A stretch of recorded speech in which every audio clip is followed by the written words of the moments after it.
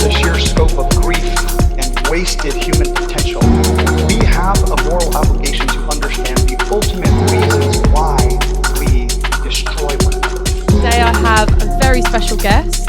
This is Kitto. Hello. Exciting. Hello. Today she has come on the podcast so I can talk about all the exciting stuff in her career and how we met each other and become the best of friends. Ta-da. So me and Emma actually met through Alex, to be fair. Yes, we did. So the first time we met is I came to one of Alex's first gigs when he got signed to his label. And you was on, I think, after him. Yeah, I was. I think that was the first time that Alex... Yeah, that was the first time Alex paid for us. And did you... Oh, I remember you felt really anxious and you were like, Classic. I'm going to be sick. And Always. I was like, no, you're fine. Like I know how it feels. Yeah, I remember. Am I allowed to say about the story? Yeah. Oh, yeah. So like I said to Alex, I was like, oh, is this someone that you're seeing? And he was like, no, we're just friends. And I was like, oh, really? No, that's nice. And then like Jay was up there more.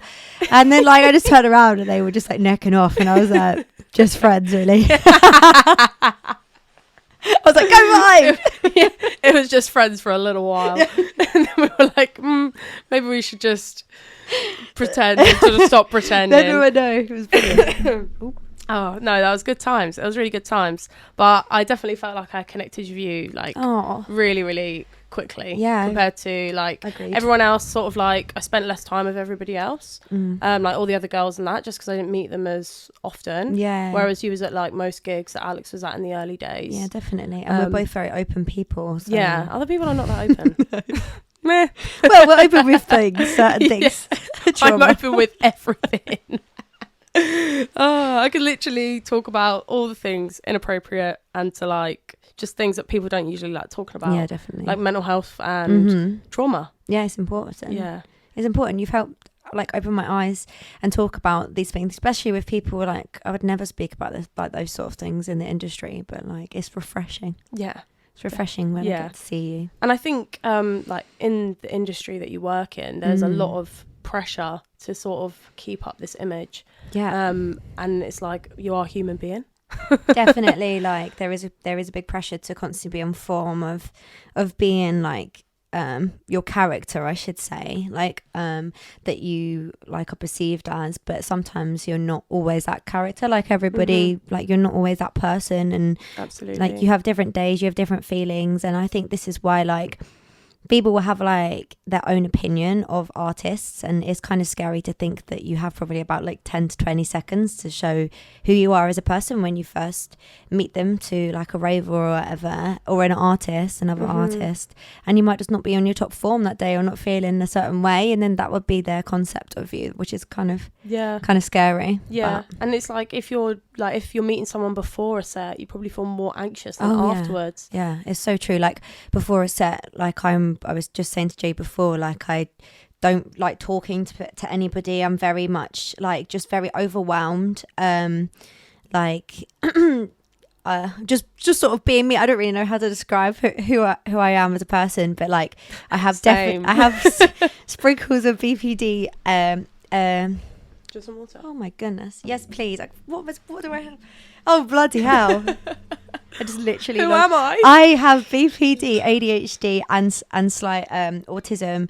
So like between those as a mixture, when you have doing something that's like scary but you love coming into it, like my body just goes into like an overwhelmed moment, and it's just like I'm babbling, but basically I just can't really like babbling.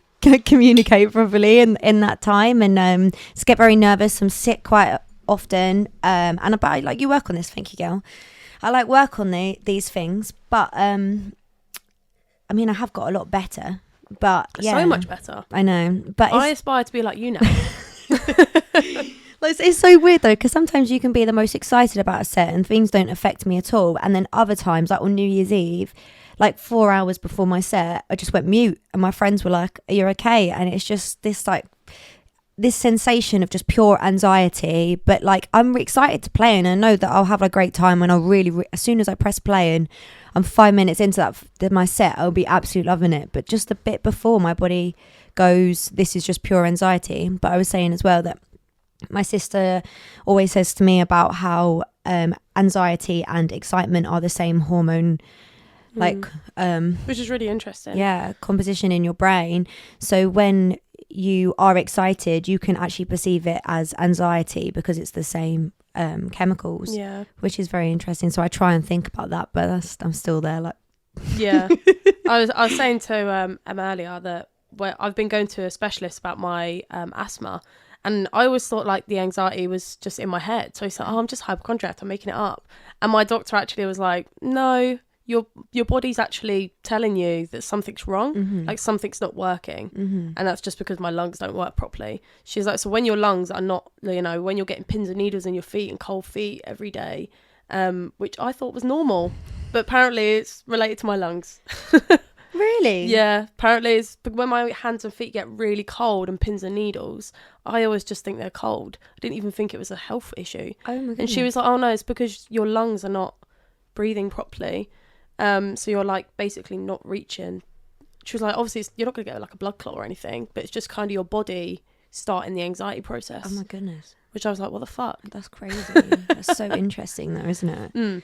So interesting. Yeah, because I just convinced myself that I'm dying. Yeah, I was just like, oh, I'm going to die, but it's all in my head. So I can hopefully think myself out of it. But no, actually, it was all true. I was freaking out for a reason. So when did you like start doing performances and stuff? Because obviously I've only been in your life about a year and a half. Yeah, I mean, I've been actually performing since I was like 4. Amazing. On stage. Used to like be in different musicals and performances with like full bands and stuff. Yeah, it was really cool. And then I did my grades like growing up.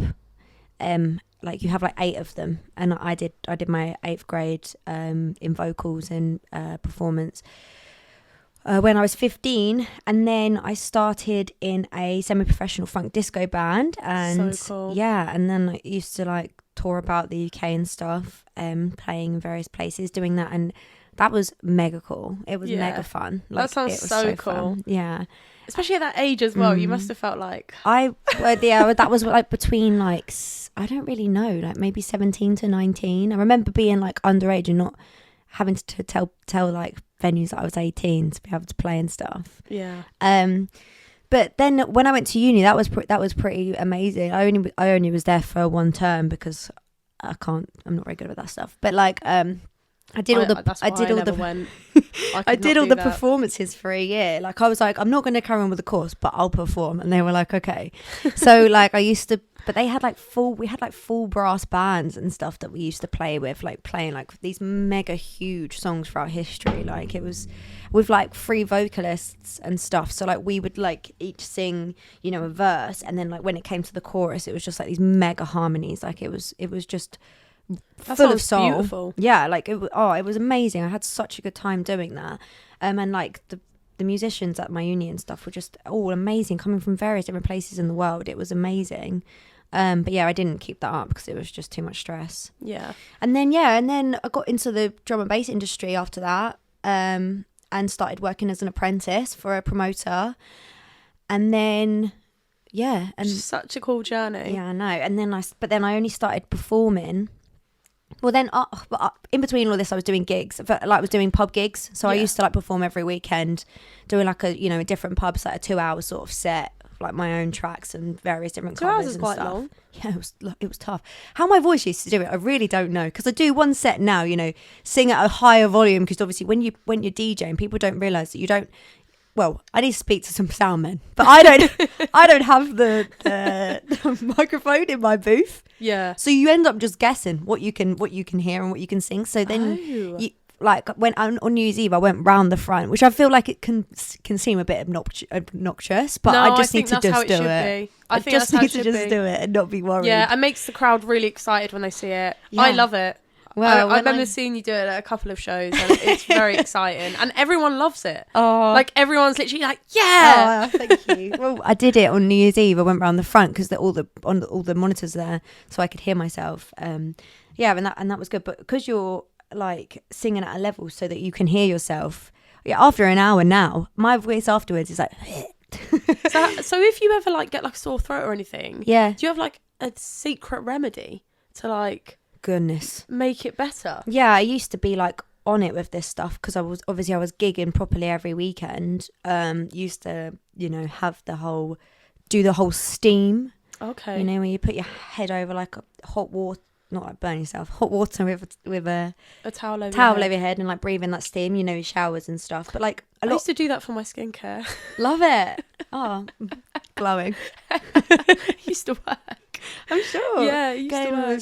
All the rubbish out of your skin. But yeah, then what else did I used to do? There's a thing called vocal zones. These like little tablets, these little chews that you can take. But like they're very controversial with what vocalists see them as. Like some people say that they're really bad. Oh. But one of the best things you can possibly do is to train your voice is like put a straw in your mouth and like you sort of like sing through the straw, like you just in through the straw, and it like it will open up all of your like we'll put your larynx in the right place, we'll open up your whole voice. And when it's sort of like when you go like zzz, like that zzz, that there will open up your voice, and when you sing there it like sings your voice you'll sing your voice as a full thing. So like how I always imagine my voice is like as a pole, and there will be bits, you'll have a bridge in your voice where your voice will switch between your head mix and chest. And you like as a vocalist, as you like train throughout the years, you'll like gradually make those gaps smaller and smaller so that you could be somebody like Mariah Carey or like whatever, who can literally like sing every single note in there. I'm testing it out. But basically how you train that is by doing these things and opening up your voice, because when you make that noise and you open up your voice box to be that shape, you can basically like hit anything. Your voice will naturally move between them. That is and such good advice. It's like super smooth as you like move up and down. So yeah, when my voice is like well, you shouldn't like overtrain it. Like if it is starting to get battered, like I won't do, but like before, like I know that I'm gonna sing or something, I'll always do something like that, like a warm up, or like where like is her name Sharpay and musical High School Musical, and she used to go like that shit. That is like really good for your voice, because it's like when you make that noise, you're like opening up your vocal to like you're fully opening up your vocal cords. When we all used to copy it as a joke. Yeah, it's like really good advice. But the best one is a straw, because you're like opening your mouth as well to be that perfect shape. But then if you go and sing the same thing afterwards, there's stuff in your brain that stops you from being able to do it. But when you do that with the straw, your brain can just do it. That is really good advice. I've never heard of that before either. Mate, I honestly used to like train every single week, every single Saturday at 9 a.m. for like most of my life, from like the age of maybe like 6. That is a lot of pressure though. Yeah, until I think I was training still when I was still having vocal lessons before my gigs and stuff, but like properly training was like up until I was like 16. That is so interesting. Like 10 years, yeah. It was fun though. It was really fun. I miss it. And I had so much confidence back then, but yeah, you lose it. Yeah. If you was to like plan an event, like a drum and bass event, most likely, what is your like ideal? Like if you was the promoter for a day, is it the promoter that does the setup? Yeah. Well, yeah. I'm guessing. Event man. Yeah, I don't know. It depends if someone was like, I'm leaving you in charge to plan a whole event, there's no budget. Yeah. What would you do? Okay. First of all, my lineup would be equal male and female and non-binary and everything. Yeah. And it would be, I would just try and make the whole like aspect of the event as equal as possible. I would, try and get, maybe it would be wicked to try and find some like even girls who want to get into, lights, sound. Yeah, that's true.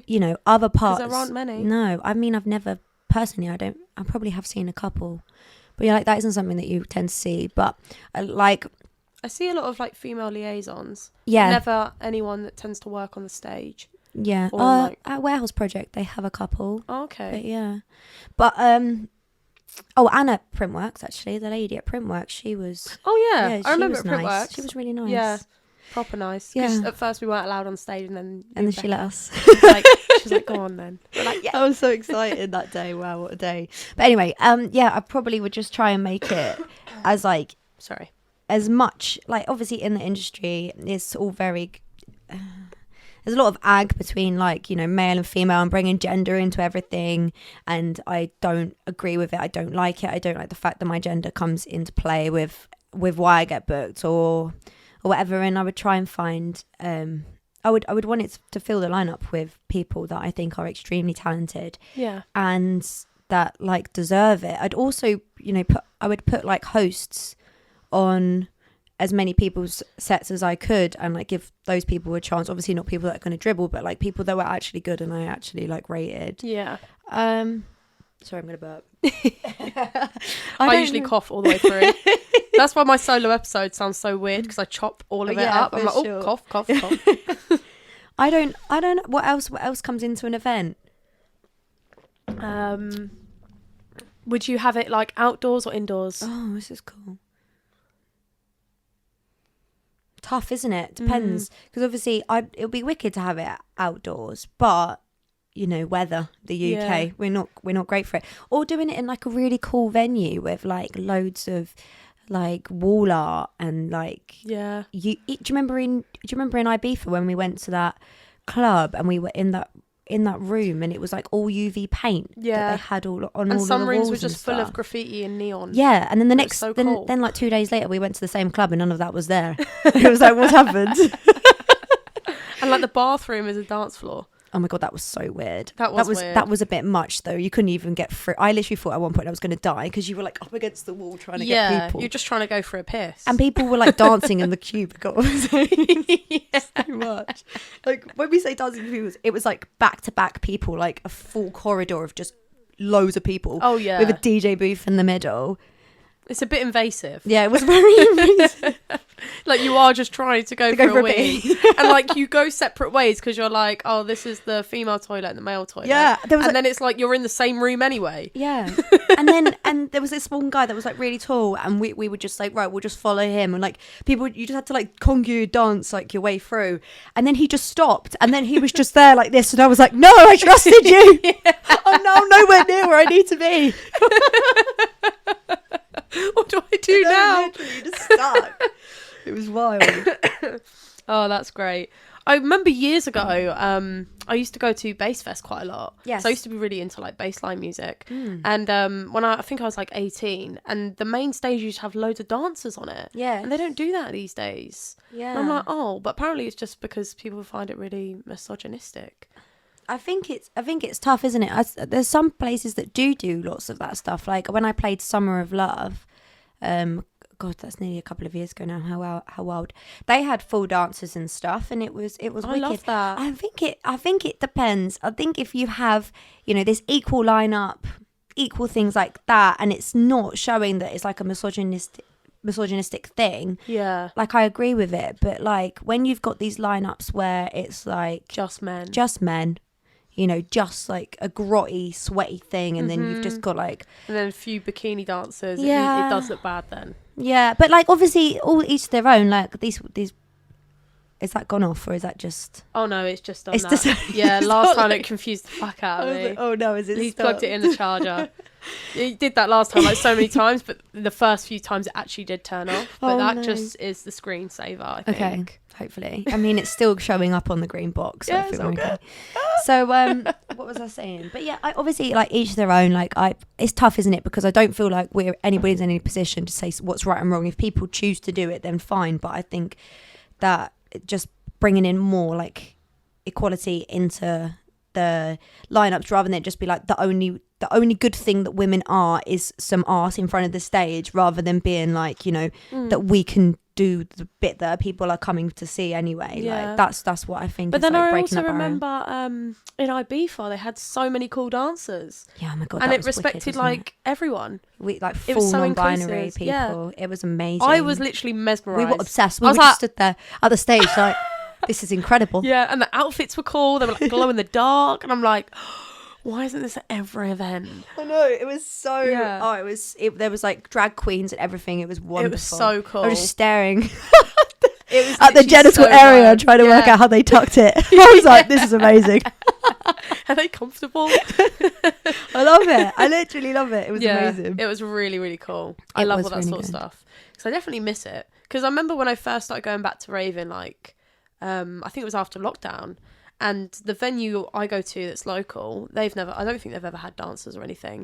And I remember saying to my friend, I used to go to raves and there's loads of cool dancers. I used to love it. I used to think it was so cool. But they just don't really tend to do it that much anymore. Thinking about it, like going back to making an event, what you were saying, like there's Cirque du Soleil. Yeah. There's Cirque du Soleil. Cirque du Soleil. Oh yeah, Alex did an event there not long ago. Oh really? Yeah. And they have like all the like streamers and confetti and everything. Like obviously it's very like housing, isn't it? But maybe drums needs more of like a actual like playful side to it rather than this being this dark underground. Be quite cool to like bring in some They like had such a cool event. Like we walked in and I was like, a fairground? yeah, it is. A fire pit?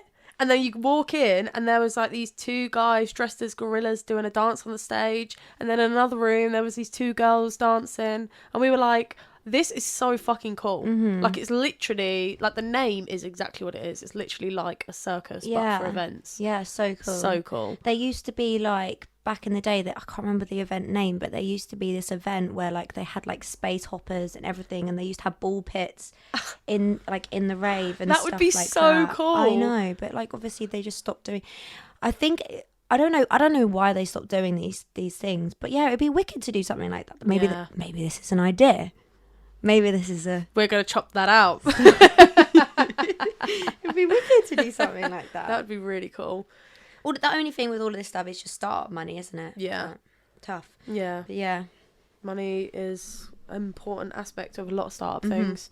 Apparently not for a podcast though. The most expensive stuff is just the equipment. Yeah.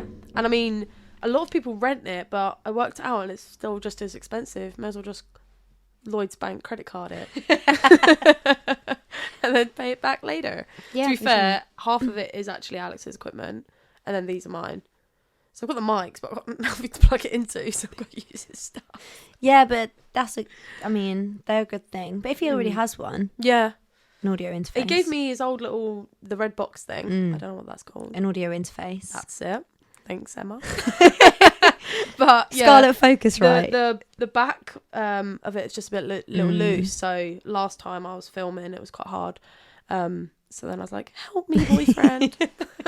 It's going Bring wrong." your other one. Yeah. So thank God. But no, it definitely is hard to start up because in lockdown I had a small business called BurnMyMood, and cool name. I literally took me like days to figure that out. But it was when I was going through my own mental health journey. Yeah. And I just wanted to like also have a source of income while trying to solve my own issues and like help people who were experiencing the same issues that I was. Because I think most of like a part of the anxiety was actually just being stuck in my house. And like I was really fortunate because my best friend lives next door and we got really close and become best friends. But a lot of people didn't have that. And, you know, people say you should have all your support bubbles. And I just ended up meeting up with all my friends. Yeah. It wasn't that long. I didn't wait that long at all. I think I waited like a couple of months and I was like, yeah, fuck this. Yeah, but it sent me mental. It sent me crazy. Yeah, for sure. But Especially like, if you're on your own. Yeah. No And way. with the furlough money, obviously it wasn't covering all my bills. No. Like for the first month or two, it was okay because I had like commission in advance from my last job. But like once the commission had been paid off, I wasn't getting paid my commission and all the stuff I'd earn on top, which I should have been. Yeah. But we won't talk about that. I was just getting like, so overall I was only getting like 60% of my wages instead of 80. Yeah, for sure. Probably even less than that. And the thing is, obviously, like everybody was like pausing their bills, and now it's like, you know, everything's gone mad high because it's like these companies are now going, well, we've now got to regain the money that you all owe us. Yeah. And now they're just putting everything up. Yeah, arseholes. Absolutely. The world is mental. Yeah. I hope that they just sort of go back to a small amount, but they'll never do it, will they? I don't know what's going on. Anyway, I'm not going to get into it. Yeah. It frustrates me deeply. But yeah, when I started BurnMyMood, I actually wanted to start drop shipping which is where, because I can build websites and stuff. To be fair, I use a website builder, so I use Shopify, but I can do everything on Shopify. Like, I'm really good at it, and I did it for the last company I worked for. Like, obviously I wasn't good at it at the time. My boss was like, I don't really know what I'm doing with it. I haven't got the time to do it, so just you figure it out and I'll just give you stuff that I learn to do. Yeah. So like we were both sort of learning it. I was learning it in my own time. He was telling me what to do, and I just learned everything. Wow. So I built my own website, and then I started just like I was trying to drop ship, but it was cheaper to buy stock in bulk and then like make my own packaging, because I wanted everything to be like eco-friendly as well, and a lot of the stuff it come in wasn't, unless I like recycled it properly. Right. So like I had to just package it myself in like eco-friendly packaging, and then I still sell stuff now. It's crazy. So you were buying it in bulk rather than selling, like, actually, so you can buy it all like pre-made, Yeah. but you're making like fuck all money. Yeah. Whereas if you buy it in like boxes of thousands, no one wants to buy it in a box of thousands anyway. Yeah. So it's like they want it in small amounts because it's easier and convenient. It's easy to gift, easy to get in the post and stuff like that. Okay. So I just did it that way. That's amazing. I love it. I mean, all like the hardware and stuff was obviously, you know, there's like basically no money in it. But all like the incense and stuff, it did all right. And I sell it as cheap as I need to, just so I could like pay my bills. Like, I literally. And like, that's what you did during lockdown?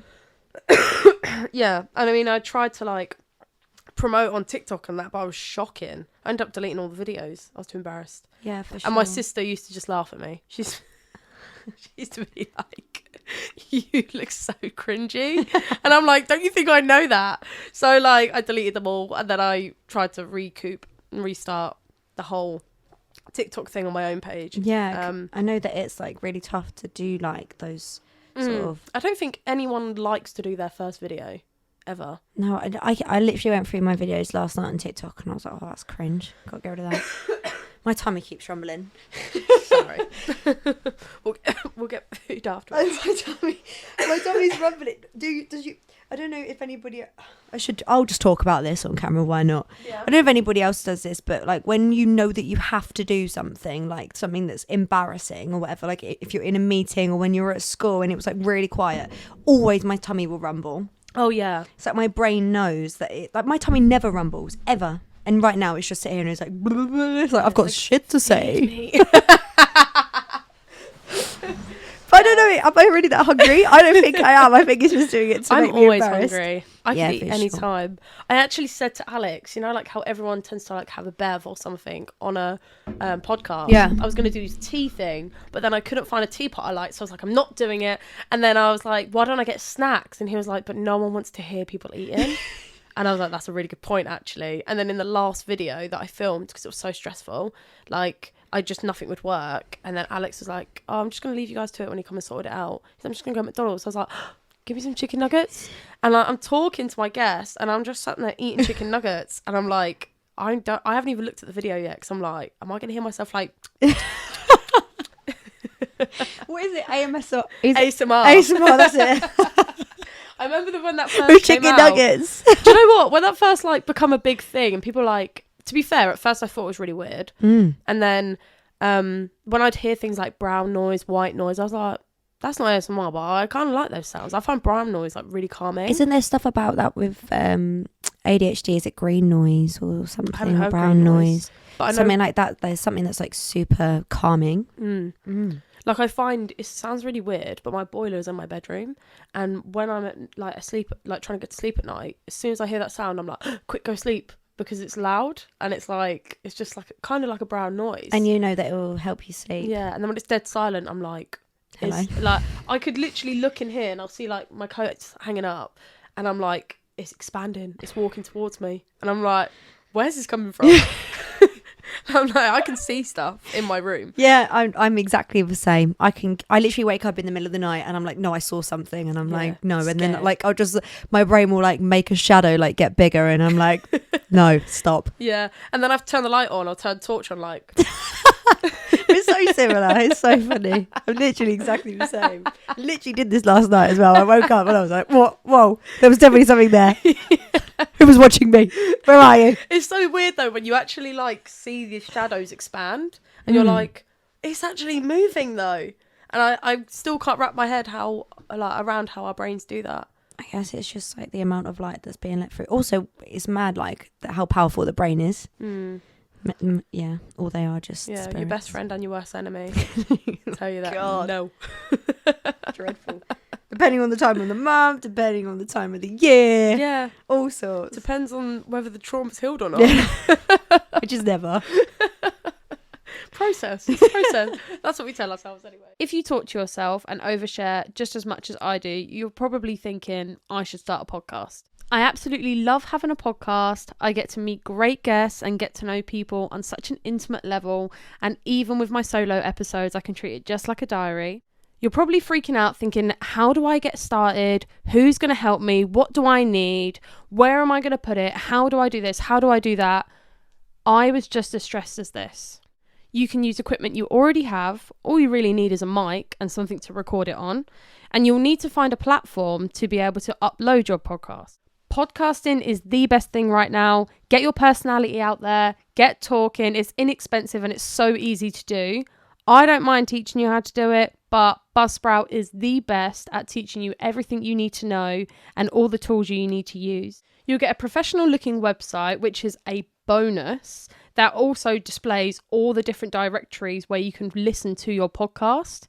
That includes Spotify, Google Podcasts, Apple Podcasts, and all the major directories that you would want to upload it to. You can also create short clips, audios to put into websites, and also other audio clips that you want to upload onto like social media, which is really good for promoting the podcast. I've had a ton of people that click through onto my podcast just from those audio clips I have uploaded in the past. You get tons and tons of guides and information and advice on how to make your podcast successful. And you get detailed analytics so you can find out where is listening the most, what's the most listened to episode. And you also get encouragements of little milestones, which I find motivating. I get little medals.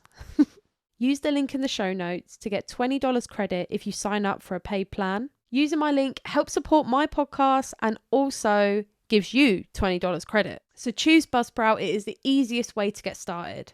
Yeah. Who inspires you? Like, who inspires you in music? Yeah. Who inspires you as like a lifestyle thing? Like, do you appreciate looking at videos of like influencers and stuff like that? Who would, I mean, not like the standard influencer. Yeah, I know what like, you mean. Is there people on the internet that you like literally think they're gospel? You know what I mean? No, but I think that like musically, there's a vocalist, like musician called Banks, and like I would happily say her biggest fan. I'm so much of her fan that I don't know if I want to go and see her because I don't want it to ruin how I view her if it isn't how I thought it was going to be. Don't meet your heroes. Do you know what I mean? Because I literally see her as like God. But like, yeah, I like will listen to her at least once a day at some point because I just connect to her music so much. And I also try and like use the influences, like, because I love like alternative R&B, weird R&B that's like full of like really like almost like uncomfortable electronic like sounds, and then I try and take that and incorporate it into drum and bass, like the new music really cool. that I'm working on at the moment has like loads of this like alternative R&B like synths and stuff like that in it. So that's basically what I want to do. Yeah. So that's what I'm inspired by.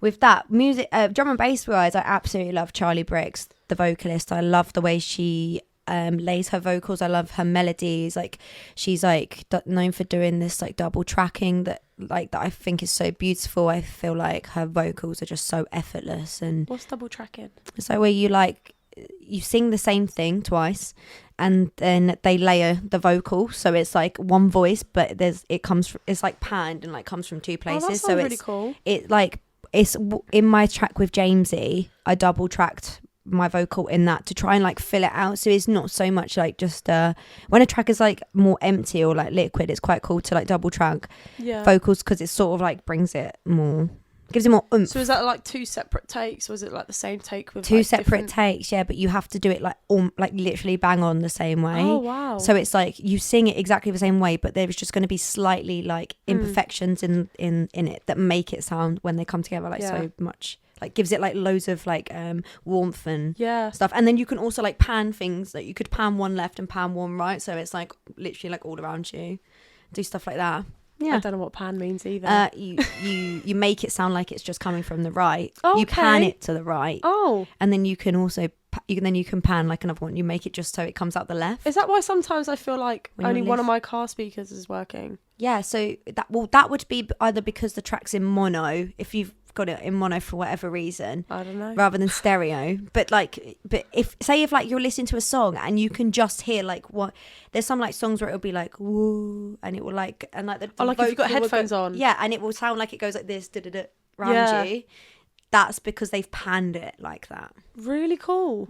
Or like you could be listening to a song and there's like a guitar or something comes in and it's just in your left headphone. That's because they've panned it just to the left. That's really interesting. Yeah.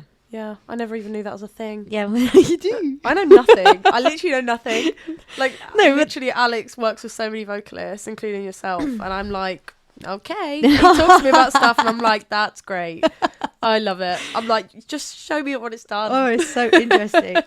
Then I guess like some people, they've done it all their whole life. Do you know what I mean? I think it's just I'm not very creative either, so I don't quite understand things in the same way. Like, I'd love to be creative, but... Well, you're doing this. It's a bit creative. I don't know. I think I would find it easier if I had like a whiteboard and I just wrote everything down before. Okay. Because like I remember whenever I'm like watching other people do things, I like to give advice. I feel like I'm more like a director than a creative person. Yeah, I think you're like, Jay is incredible at advice, and I think Thank you. Yeah, I get what you mean. Yeah, I do find that with you, because you always say to me that like, how did you deal with that, like that sort of way? But I think because you can't put it to yourself. That's so interesting. But like when I talk to you about things that are bothering me, you're like, okay, so why? Like not just why do you feel like this, but why do you feel like this? But like you'll give me stuff back that make me go, oh my god. Anyway, what I was going to say as my last thing was that you really inspire me. Thank you. And I think just various people in my friendship group, you know, Goddard Vibe, yourself, my sister, there's Emily, they're like, you know, they're like our friendship group, there's different things. It's more about people in my life that inspire me. Even Alec, my boyfriend, the way that he deals with intense, like the way that he deals with me getting like upset and mad, and the way that he would deal with a stressful situation, like it has completely changed my perspective of the way that I deal with stressful situations. And so it's not like I try my hardest not to like compare myself on social media, because can get me in like a bad headspace. So it's more like there are like you know, PTs and stuff that I do really enjoy like watching, and I love their advice and stuff. And there's people on TikTok that I love their advice. But I think I'm more probably inspired by like the people around me in my friendship group. And I agree. I think that's really important. There are like a few like TikTokers as such that I like listening to, but influencers, I think they're quite separate to TikTokers, because TikTokers are a bit more open and like don't see just them more themselves, and I just don't feel like there's like a famous thing about them. It's not like, oh, look at me, you know, hashtag ad. Like on TikTok it's bad if it shows the ad, they're like, it's not an ad, I swear, it's like just what TikTok does, you know, before they say anything. Whereas like, you know, influencers are much more like, look at me, these people have paid me for this, do you know what I mean? They've paid me to promote this. This is what I got for free. Whereas like TikTokers are like, I got this, I'm gonna be honest. They're like, this is shit, this is good. But then influencers are like, never used it, you can see it's still in the packaging, they're like, this is the best thing I've ever had. And oh my god. I also feel like you don't really know influencers, like the influencers that I used to follow. I don't feel like I actually really know them as people. But like, what's that girl's name, that Grace, you know, the really funny one on TikTok, GK Barry. Yeah, GK Barry. Like, God, you know, she has her she has her podcast. Like I look at like the little clips and stuff from that, and every single person she has on says the most outrageous thing. I love it. Yeah, and I'm like, this is amazing. Like, you Yeah. wouldn't have this anywhere else. That people No. are just so okay with just being themselves on TikTok, because it's like most people just won't see it and other Yeah. people will, and it really doesn't matter. Yeah. I think it's incredible. Although recently I've come across that weird nonce guy on TikTok that everyone's talking about. Yes. And I don't know how the fuck he has a platform. And I'm like, how? Did we talk about this? Yeah, in Yes. the group chat. Yeah, mental. I was. GC. Yeah, I was. GC. Oh God, I would start. But like, yeah, like I was surprised that Jess didn't know who he was, because. But yeah, anyway. Yeah, to be fair, I only just found out. Oh like, no, someone I've seen else, his stuff for I think ages. it was that another TikTok, another person that uses TikTok a lot, called Max. He did a video about it, and I was just like, who is this? And then TikTokers, I can't remember if it was on Studgy Bears or Jess's account, but they did a video about it as well, but theirs was just like a really funny video, and I was like, I gotta check this person out now. And I was like, what the hell am I viewing? Yeah, like, this guy is like a weirdo. yeah, but I think it's dangerous. One, it's extremely predatory. It seems grooming. Like, the whole atmosphere of it is grooming. As far as what I learned from the TikTok videos, so they're not, some of them were from his account, but I'm just scrolling his own hashtag, and it was saying like he would makes like OF content for like these girls that are like barely 18, and I'm like, are you making content? Like, I don't know, it's just not very convincing. No, They're very weird. well, he's 40 something, and the fact that he has friends that are out of the age of just turning 18, younger, whatever. Because I don't follow him or anything.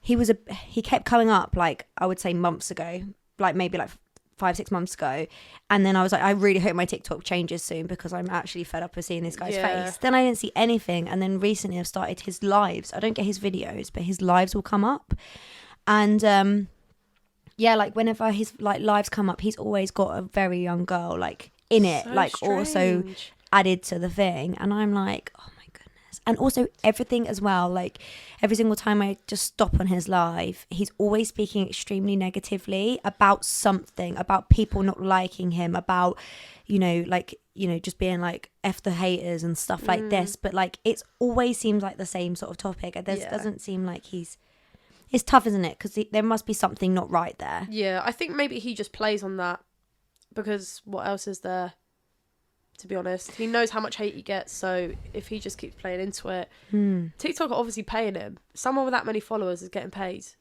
And, I hear a lot about when TikTokers talk about the money comes from the brand deals, not from TikTok. But if he's getting money, he's getting money. And he's getting money for his videos. He's got millions of views on all his videos. And I'm like, How? mental. But he doesn't have comments on them. You can't stitch them. People literally screen record them and then make a post about it. And that's where people could do the comments. Oh. He doesn't allow comments on his own stuff. No. Wow, that's Yeah. interesting. You've really dug deep. Oh, yeah. I dig very deep. Because I'm like, what's everyone talking about? You must know. Yeah, that's super interesting. Because like there was like a video that came up last night that I nearly sent in the group chat, but I was like, I don't know if it's just bad energy. But like basically there was a there was a plane crash, and like he like mentioned about it, tried his hardest to show remorse and empathy, and then just switched in, like literally did this. He said it was like, oh no, and then went into this like character and did this dance, and like as like a 13-year-old girl would do, like after he just spoke about this thing. And I was like, I don't think he's okay. I don't think he's right. I don't think something's right. Like, he obviously doesn't know how to feel empathy, or, there's something going on.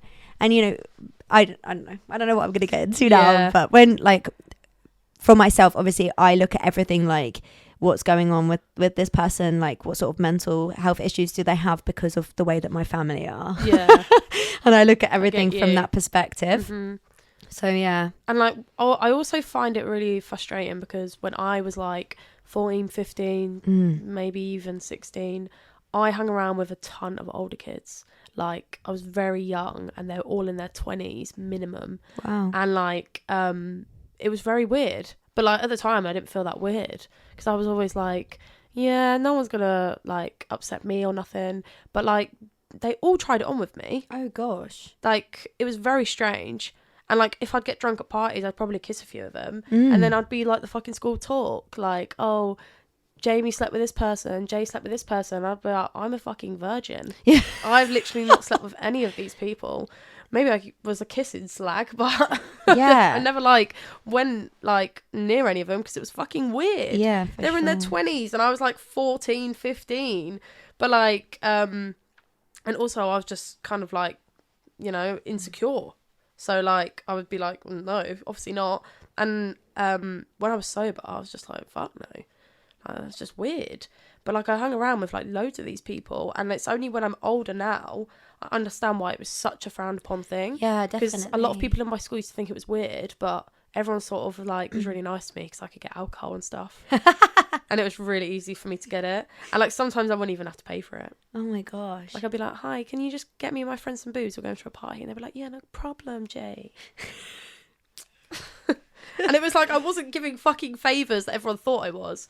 But like, Oh, mad. it was just knew. but stuff like that is what I get really frustrated about when they're all really noncy. Like, the guy's 40. Yeah. Yeah. He's double that point. Yeah. And it's like, people in their 20s who are like friends of people that are younger, it's quite a sensitive topic, because as soon as I hit 20, I was like, no, because no one should be crossing the boundary below 20. Yeah. But like, when I was under, like when I was like 16, I think I was 17 dating a 19-year-old. Like, it was really frowned upon. I was like, Yeah. that's normal. It's 2 year. I had like a 2-year rule. My mum always said it's a 3-year rule. But like, I wouldn't have gone down that many years. Yeah, I would have for only ever sure. gone up. Yeah. And then I think when I was like 18, I was talking to this guy that was 26. Yeah. And I never thought it was weird. Yeah. That is weird. That is so weird. That's very strange. Why the fuck did I... Yeah, but it's weird, isn't it? It's weird, but like when you're there, you don't think it's weird because you're young. Yeah. But like, yeah, like my first boyfriend I was with for 5 years, and he sorry, what am I saying? Gosh, my brain. Wait a second, my brain is gone. Are you sure you should speak about this? Yeah. Block. Alert. Alert. And I was 15 and he was 17, and like it was never weird. Like, it was never weird. It never seemed weird. And like, people in my year used to like shout pedo at him and stuff like that, and it was just like, just wasn't the vibe. It was really strange. It was, but now when I speak to people, when I say to someone about that, they're like, that's really weird, like that's too much. And I'm like, I think it sounds weirder than yeah, it but is also- because you were under 16. yeah, but I But think, when you're at that age, it doesn't seem weird whatsoever. but also like, it wasn't like our vibe was just like, we were the same age, like the way that we communicated and everything. Like, I was really mature for my age because I was really poorly when I was younger, and like I didn't spend, like, I just wasn't like everybody else in my year. And Yeah. and I don't know, I do understand that it is really strange, like, you know, somebody of that, like a much higher age. But when you're that young, and he was also young, like, think about 17, like, you're young. I don't know, like, what's the word? As a woman, because you're mature, like mature wise, we were very much the same, and it worked.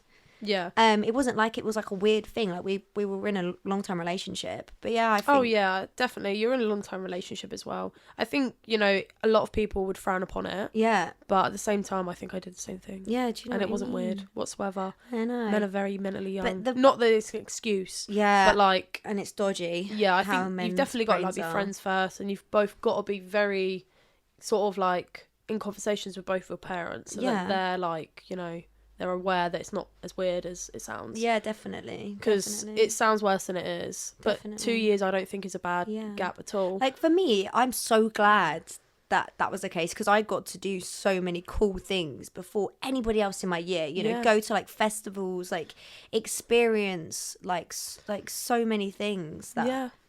and like, I don't know, I mean, it was a really cool time in my life. Yeah. But like, yeah, weird. Very interesting. What was I going to say though? Oh yeah, I was just going to say that, like, the scary thing is that when we talk about this with TikTok, this aspect is going on like in so many different parts of life, with men being like more predatory to young women. Like, And I really thought we were making progress. yeah, We're not. tough. We're not making a lot of progress at all. I think women are just finding new ways to protect themselves. Like, I used to literally so where I used to hang out was like an hour away, or an hour walk. Yeah. It's only 10 minutes up the road, but it's like an hour walk away. And I used to walk home from there every single night, twice, because I went to school there. And then I would come home, get changed, go back. And I would walk home from there every single day, twice, at stupid o'clock at night, like 10, 11 at night. And like now I wouldn't even walk through Stony.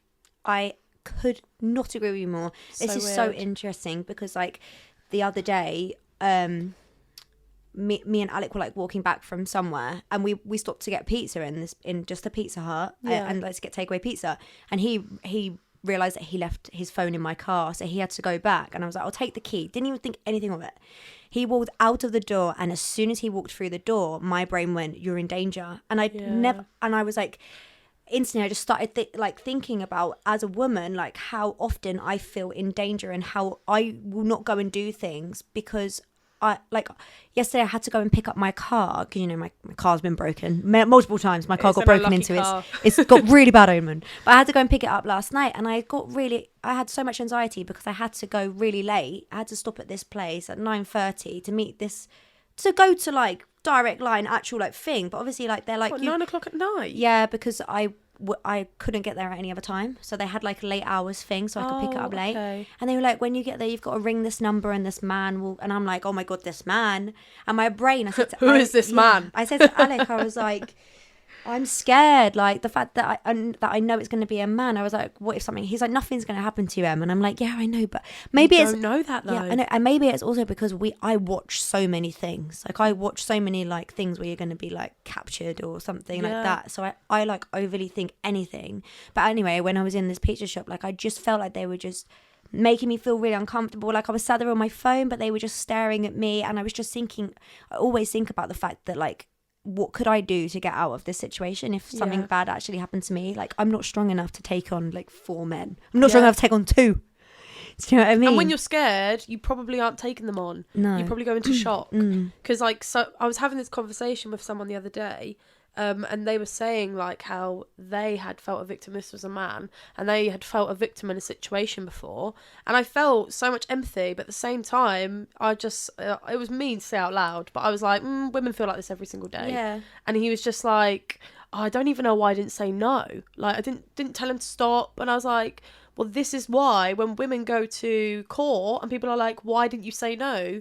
We think we have said no, and like half the time we probably haven't, because we're like in shock, and we're like, the body's like freezing up, and like, they're just like, get me out of this situation. Yeah, but also, you know, sometimes saying no can lead to worse situations. Like it can you don't know how like this aggressive people are very unpredictable, how men are going to deal with their aggression, and then they can normally just try and convince you. They try and use this manipulation of being like, oh, you're just trying to play like hard to get. Oh, you'll get into it. Do you know what I mean? Like, I'll just relax, you'll get into it. Like, and it's always this thing, rather than just being like, I don't want to do this. They always try and convince you, and it's like, it's disgusting, mate. Honestly, it's disgusting.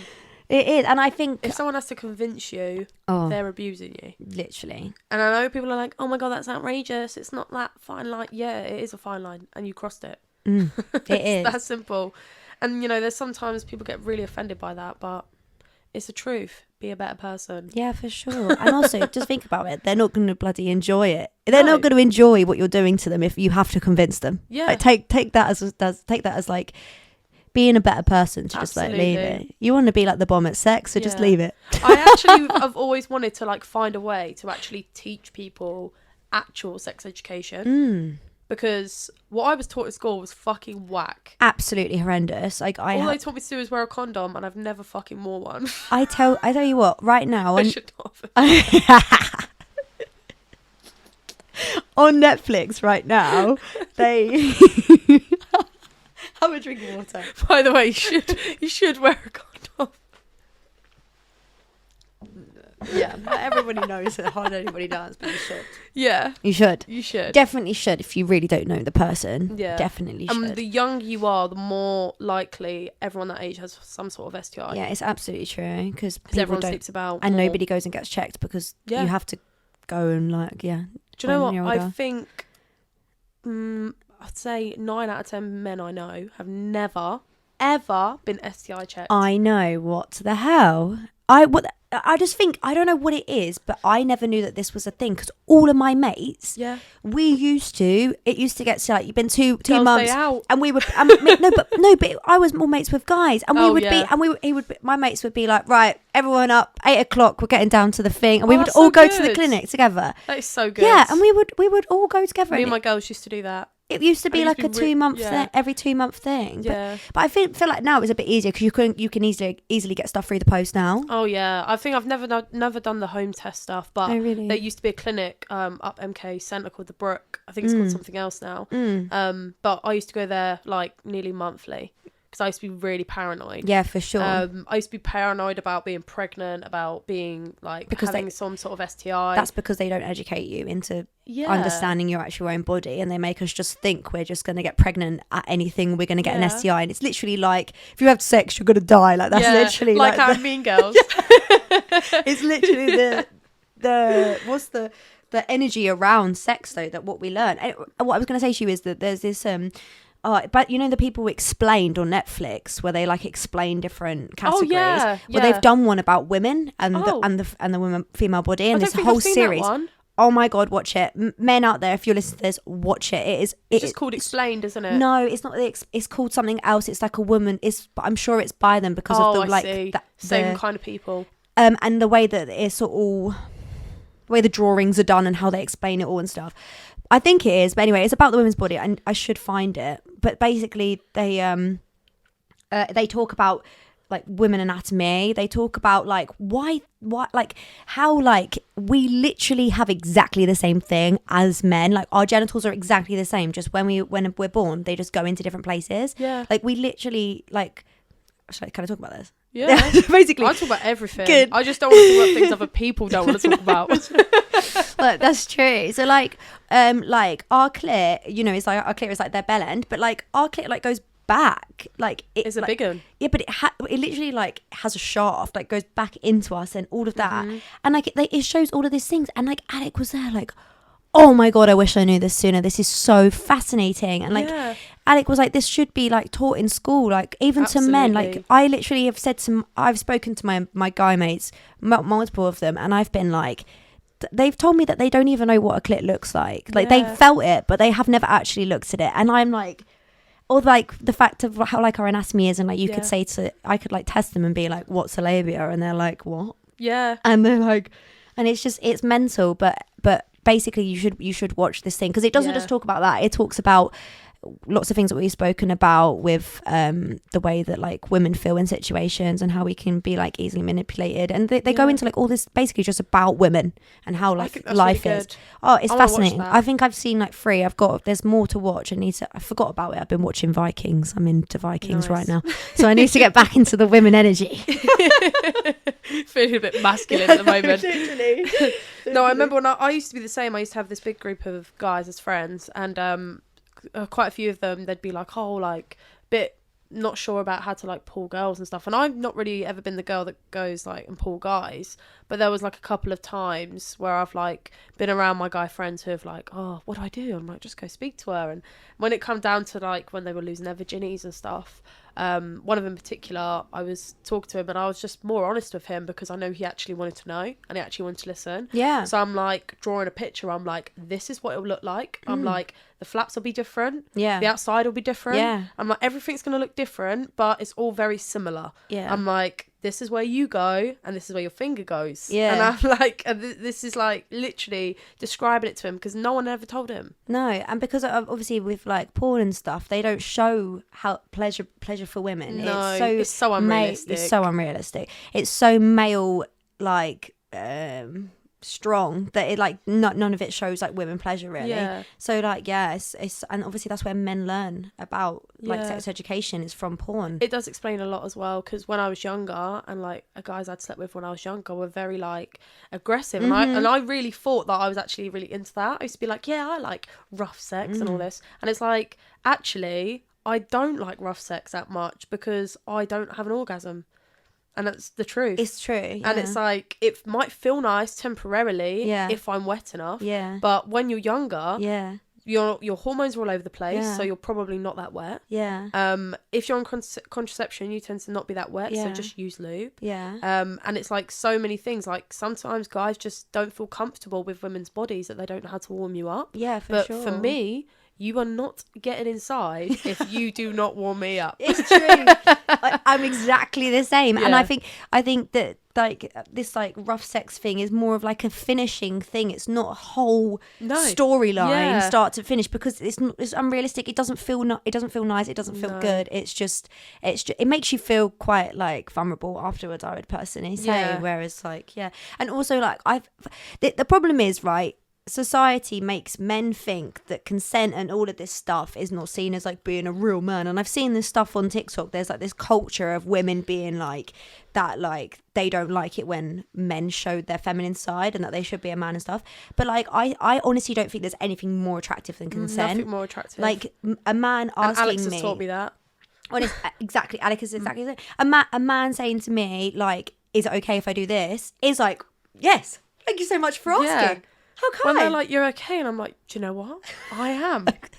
Thank you for asking. Thank you for asking. Honestly, I think It feels like you're being taken out to dinner first. yes, honestly, it's true. Like, yeah, like this emotional side of men, I think, is extremely important, and I think, especially like a lot of my friends, I see that energy in them, and I think that's really nice to see, because I never saw that growing up. Neither.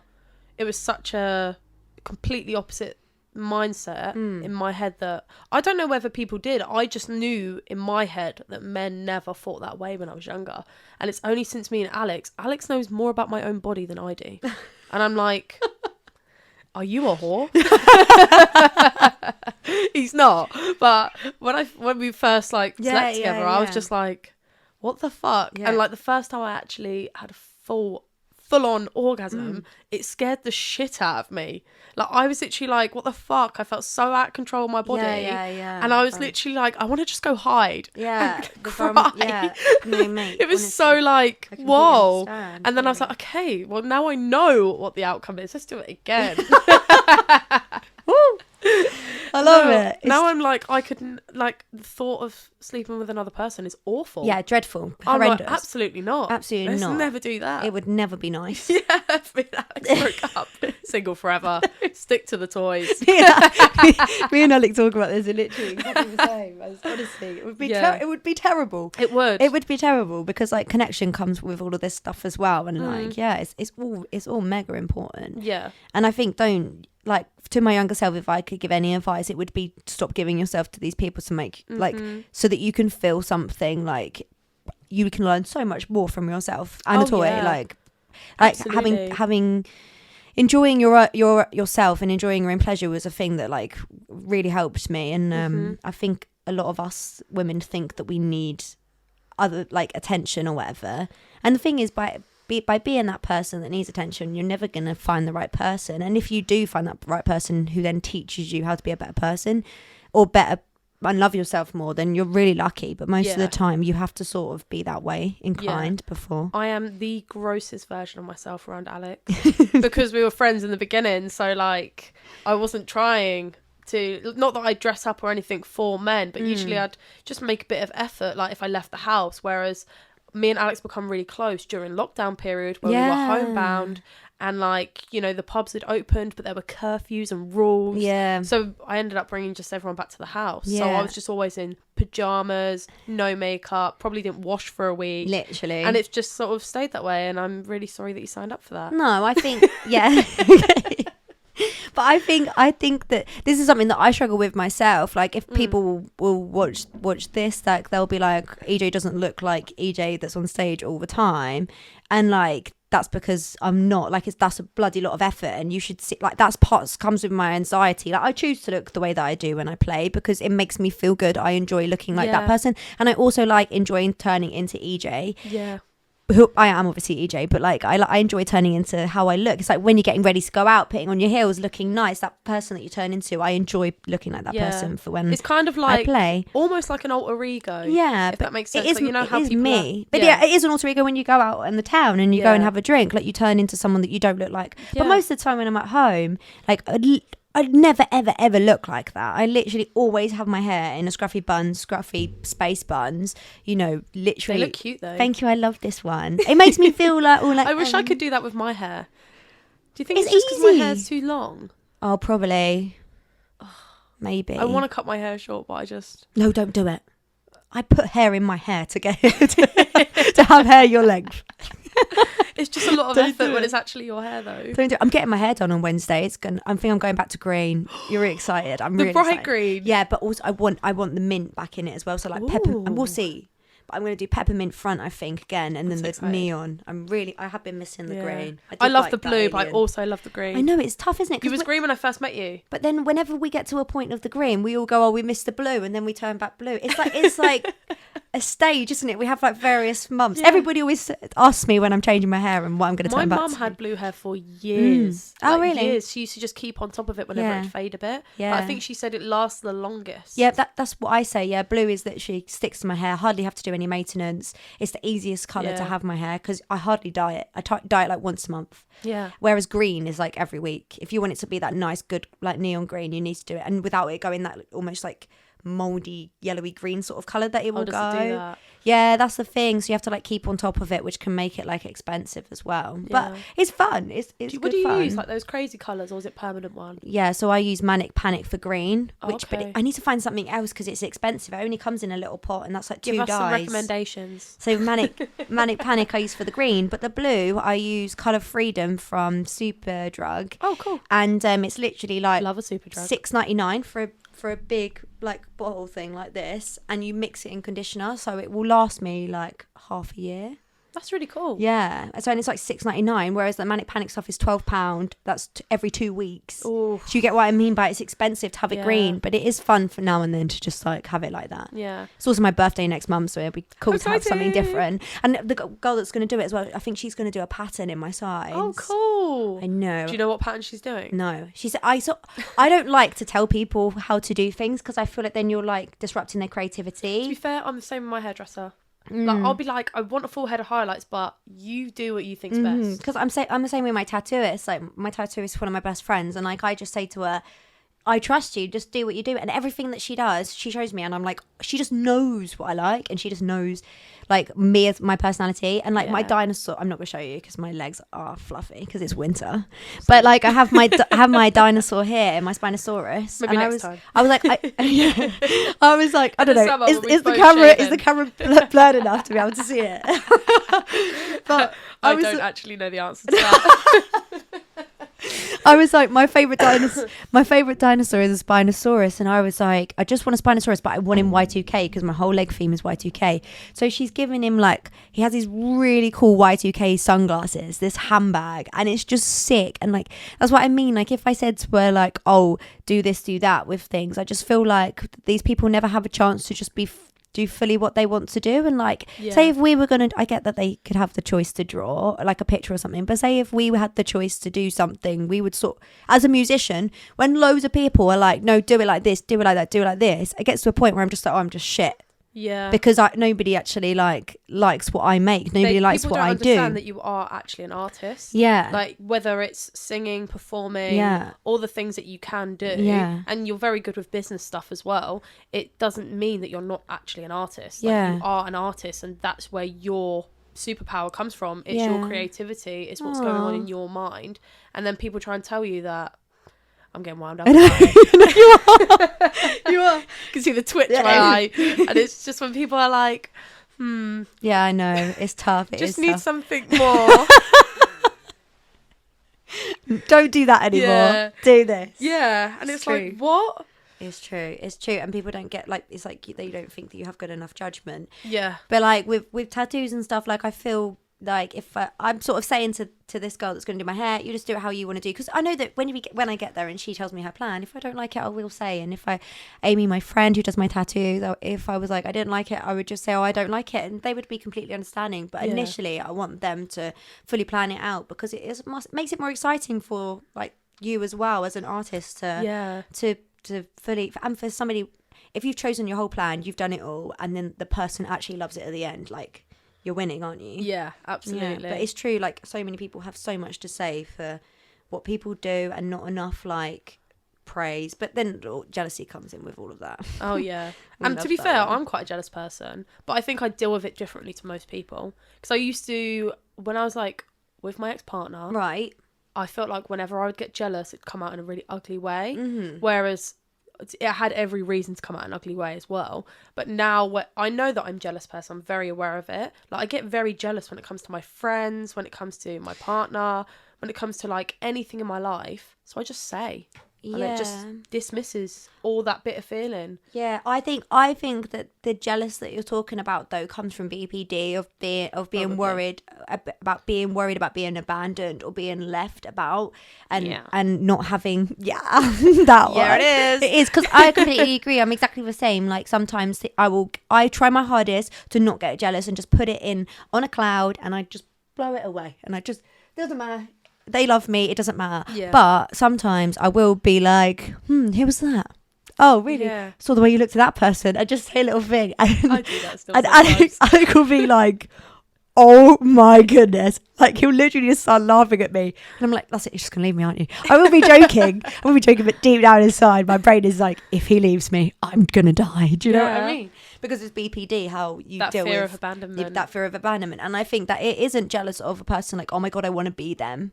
It's like, oh my God, I'm going to lose them. Yeah, I'm going to lose them to another person. Yes, it's that. Yeah, 100%. That's happened a lot to me throughout my life with friends as well. Like all my girl besties that I've had throughout my life. Same. I've most of the time lost them to someone else. And I'm still friends with not most of them. I'm still friends with a handful of my friends that I've grown up being friends with. But there has been like experiences with a lot of them where I'm like, oh, they've got a friend better than me. And like, I'm now second to their best friend. And it used to really get to me. Yeah, it really hurts Whereas you when you're young. now I'm very accepting of it.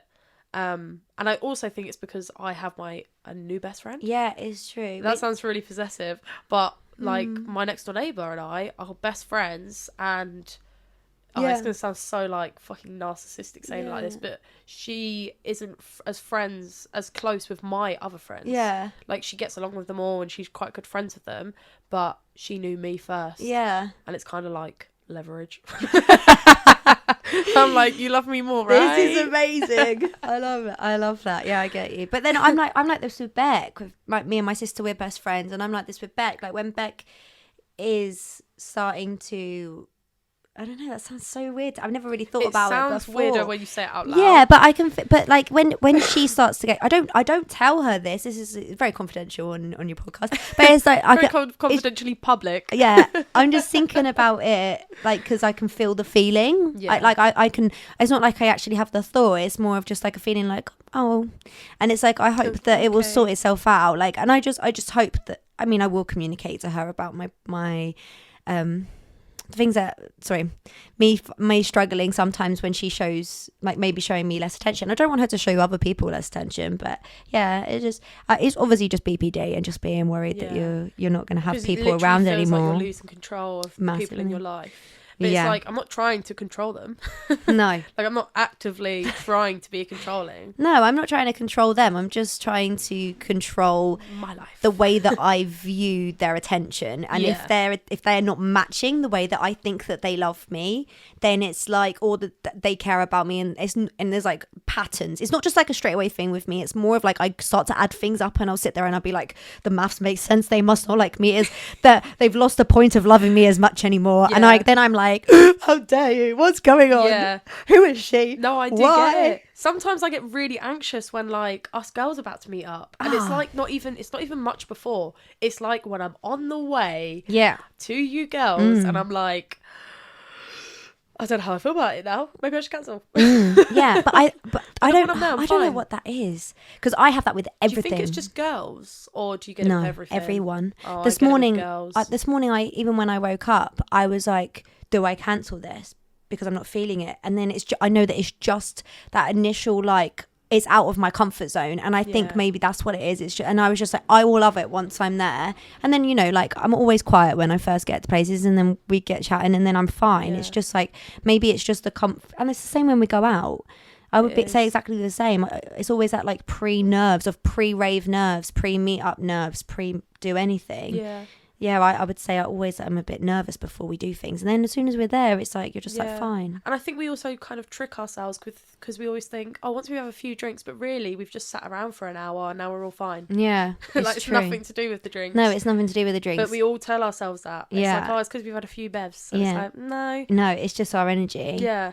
Like, once we're all comfortable and we're like, oh, cool, we're on the same page. And that shows fine. even just from us all going on holiday and just when the drink isn't even flowing, how we are as friends. I feel so blessed to have met all of you I girls. know. Honestly, it is so unexpected. So unexpected. and it's just so refreshing, I think, because we're all such like, I hate using the word tomboy because it's bringing in male, but like we're such like, you know, we're so feminine and masculine, like equal, and that's so much who I am, and I really love it. Like, me too. I have my girly friends in my life, and then I have like us that are very much like bit both. Yeah, and I really honestly, it's so refreshing. It's really nice. Yeah, I feel like we can literally talk about anything, and I think the fact that we all give such good advice, that's the thing. It's not like anybody sits out and doesn't say anything when we talk about things. It's not like, oh, I really hope you're okay. It's like, right, how can you think about this differently? How can you solve this? What can we do to help you? Because we do all come from quite different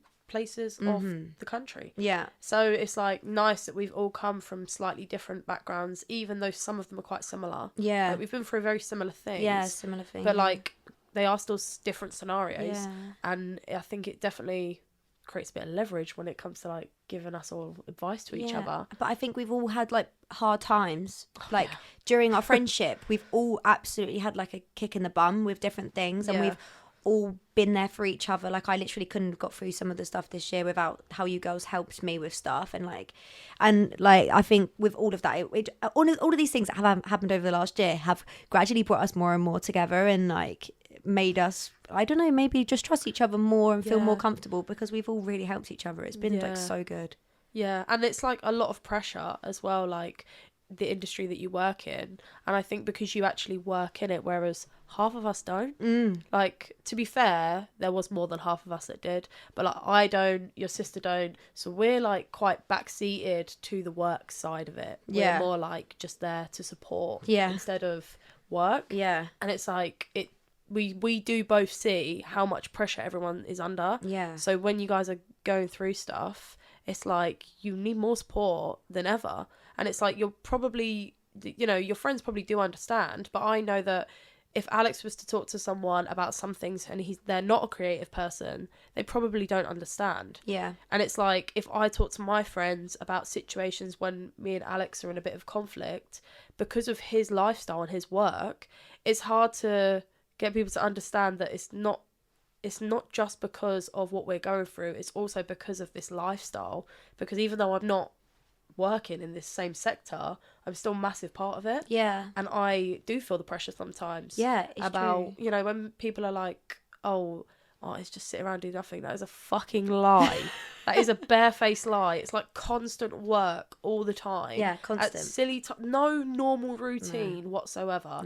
Whereas I've raised myself for the last year to try and be under routine. I've learned just give up. Stop trying to have routine. Just try and make a list of things you want to do every day. And just try and get stuff done. And not look at stuff as such a whole picture. Is something that I'm teaching myself often, to actually, with my ADHD, everything can just get so overwhelming, and I look at everything like, oh my god, I'm not where I wanted to be at this time of this, at this point in this year. I'm not where I wanted to be with my music, and I'm failing, and other people are doing this and it's just failing. And then I have to like just stop myself and then write down, you know, my next, like, what I'm going to do in the next month, what I'm going to do in the next 6 months. And then I write down those goals, and then I just have to try and like take each thing as it comes, one step at a time, rather than looking at the whole thing. And I get myself in those states often with looking at I everything. actually feel like I'm emotionally paralyzed when that happens. It's so like, true. I lived on that couch this past week because I've just been so overwhelmed. Completely true. And that it's so weird. Like, to me, all of this stuff is normal, but then when I'm around other people and I realise that it is like a mixture of ADHD and BPD, like those two, as especially then with the autism as well, as like a mixture, they just stop you from doing stuff. You're just suddenly a bean, and you're just like, you don't feel anything, and you just can't do anything. Yeah. And then you're just stuck and you're like, okay. And then my brain, because of the BPD, is like, well, you might as well just kill yourself because what's the point living? And then I'm just like, well, this is all day, isn't it really? Yeah, I'm just going to lay sometimes here you're today. like, well, if I wasn't so scared of doing it, probably would have. Literally. And it's just like, oh, well, that's tough. Try again tomorrow. I do get like super like OCD with a lot of things though. That was the first thing I was ever told by a doctor that I had was OCD. Yeah. So like I get really obsessed, especially with people, because of the whole like, abandonment stuff. And Okay, that. yeah. So I'm just like, oh my God, what are they thinking? What's going on in their life? Stalk. Some people are like, oh, you're really good at finding stuff. Yeah, I know. I've done it, practiced it, years. I could find anything and everything I want. That's hilarious. Like, have you seen that stuff on TikTok about those fucking change subject, something really morbid. So about those Idaho murders. No. So there was these college students. Well, I don't know whether that means uni in America. Okay. Can't tell. College students is like uni, yeah. Yeah, so there was these kids that all lived in like a accommodation, and I think there was meant to be 6 of them, or 4 of them or something, but like more than half of them got murdered, and there was like no answer why. And there's this guy, and I found out everything about him. I found his Reddits, I found like everything, and then I'm seeing him all on TikTok, like, oh, I found that. Oh my goodness. No way. So Yeah. this student or? I think he was a student, and then he was a teacher, but he lived like 2 hours away. Oh. So it was obviously like planned. So in his Reddits, he was like asking people to fill out. He was asking ex-cons. So obviously not successful criminals because they Oh. got caught, right? Don't know why you'd ask ex-cons, but anyway, that's not the point of this. And he was asking them to fill out surveys about crimes they'd committed, especially things like murder. So like some of them were a bit vague, and then it Oh. got really in depth. It was like, how did you feel when you had to leave the scene of the crime? And all this stuff because he was studying psychology. And it was like, I got obsessed. yeah, it was like, dude, you were planning how to do this. That is messed up. Yeah, it was really fucked up. Mental. Yeah, The I human can't brain remember is where that mental. conversation come from. Sorry about that. You were talking about you stalking, but you Oh, found yeah. all of the things. That's Yeah. mental. Yeah, I just get really like, once I want to find out information, Yeah. like that nonce we were talking about earlier. Yeah, for sure. Like, I literally Super found so much interesting. dirt on him. I Yeah. found his Instagram profiles. I found the profile. To be honest with you, though, if I hear about something, I do tend to just put in the group chat, does anybody know about this? And you normally come with, you probably would just be like, and then you come back and you're like, this all happened. And I'm like, oh, thanks for filling me in. Yeah. It's really easy to find. Yeah. And I used to be like, I think it's also because when I was in my previous relationship, I used to get cheated on. And I used to be really good at finding out. Not that that's something to flex, but yeah, just knew what was going on. I used to know all the tricks of all the social medias back then. I don't know if they do them all anymore. No, Like yeah. you used to, I think you can only do it on a PC now. But if you go into like a Facebook search bar, this gonna sound so psychopathic. But like if you go into a Facebook search bar, you can be like, say for instance, I wanted to find out how many interactions you and my boyfriend had had.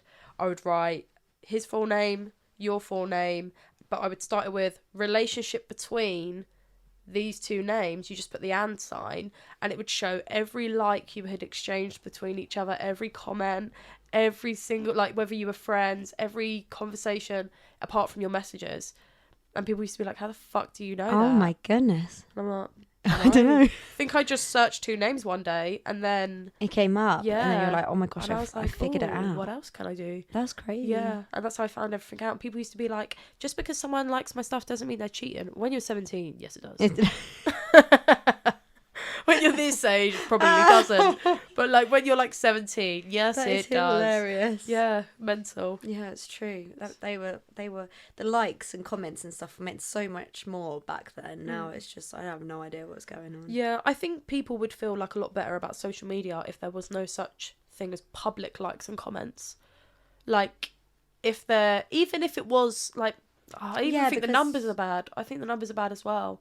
Because I think even as someone that is trying to get their content out there, I think even statistics are not that good for people that are behind it trying to care about the statistics. Yeah, and I think it makes you say if you make like a really, really good bit of content, then if it doesn't do as well as something else, you then view that content as not as good as something else, even Yeah. if that content is better. And Yeah. it is hard, like Algorithms are pretty yeah. shit. I said that so wrong. Algorithms, yeah, because like basically back in April, a festival like paid for promotion on like a post of mine to like help promote it, and like I'd been working on, obviously like I did social media for like living for like 4 years prior to this, Yeah. so like I'd been working on my own social media for however long, and then by them doing that, basically like did a thing to that algorithm where like it then stopped showing my stuff to anyone because it basically wanted me to pay more to promote my next thing.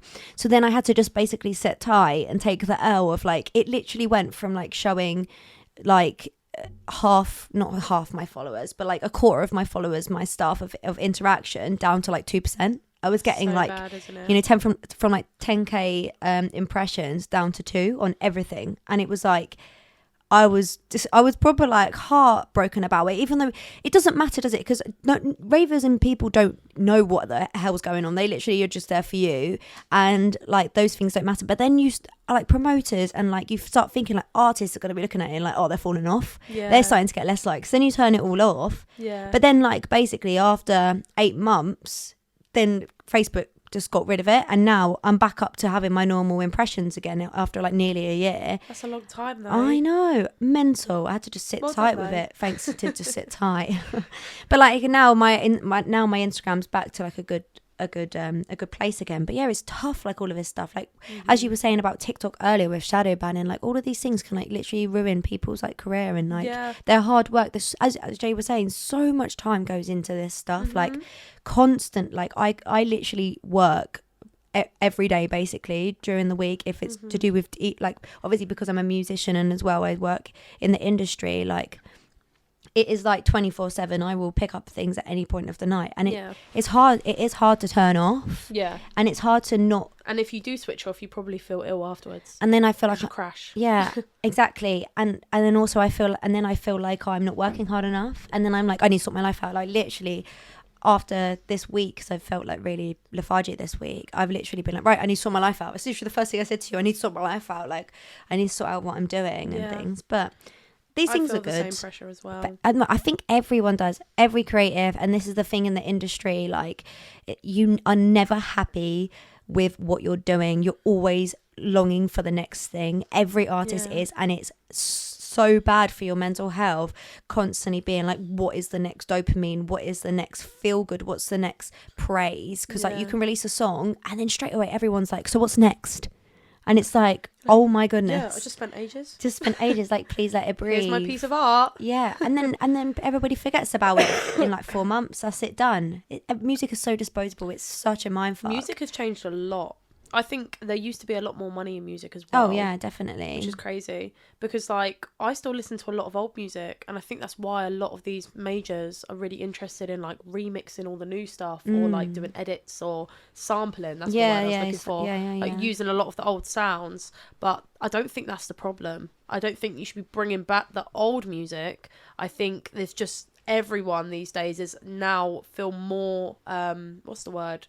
Like it's possible to be creative, instead of being told no, just go to school, get a job. Well, do now this. you can like even self-release and stuff, and make like near Archives made like a literal like become a huge artist from being an independent artist, which is phenomenal, amazing. Especially in electronic music, it's like unheard of. So like it's amazing, and it gives us, even myself, it's inspired me to be like, come on, Em, like you have the knowledge, you can do this. And like before this I would have been like, nah, you could never self-release and like get anywhere. But it is all down. It must be really tough though, because you work as well as work.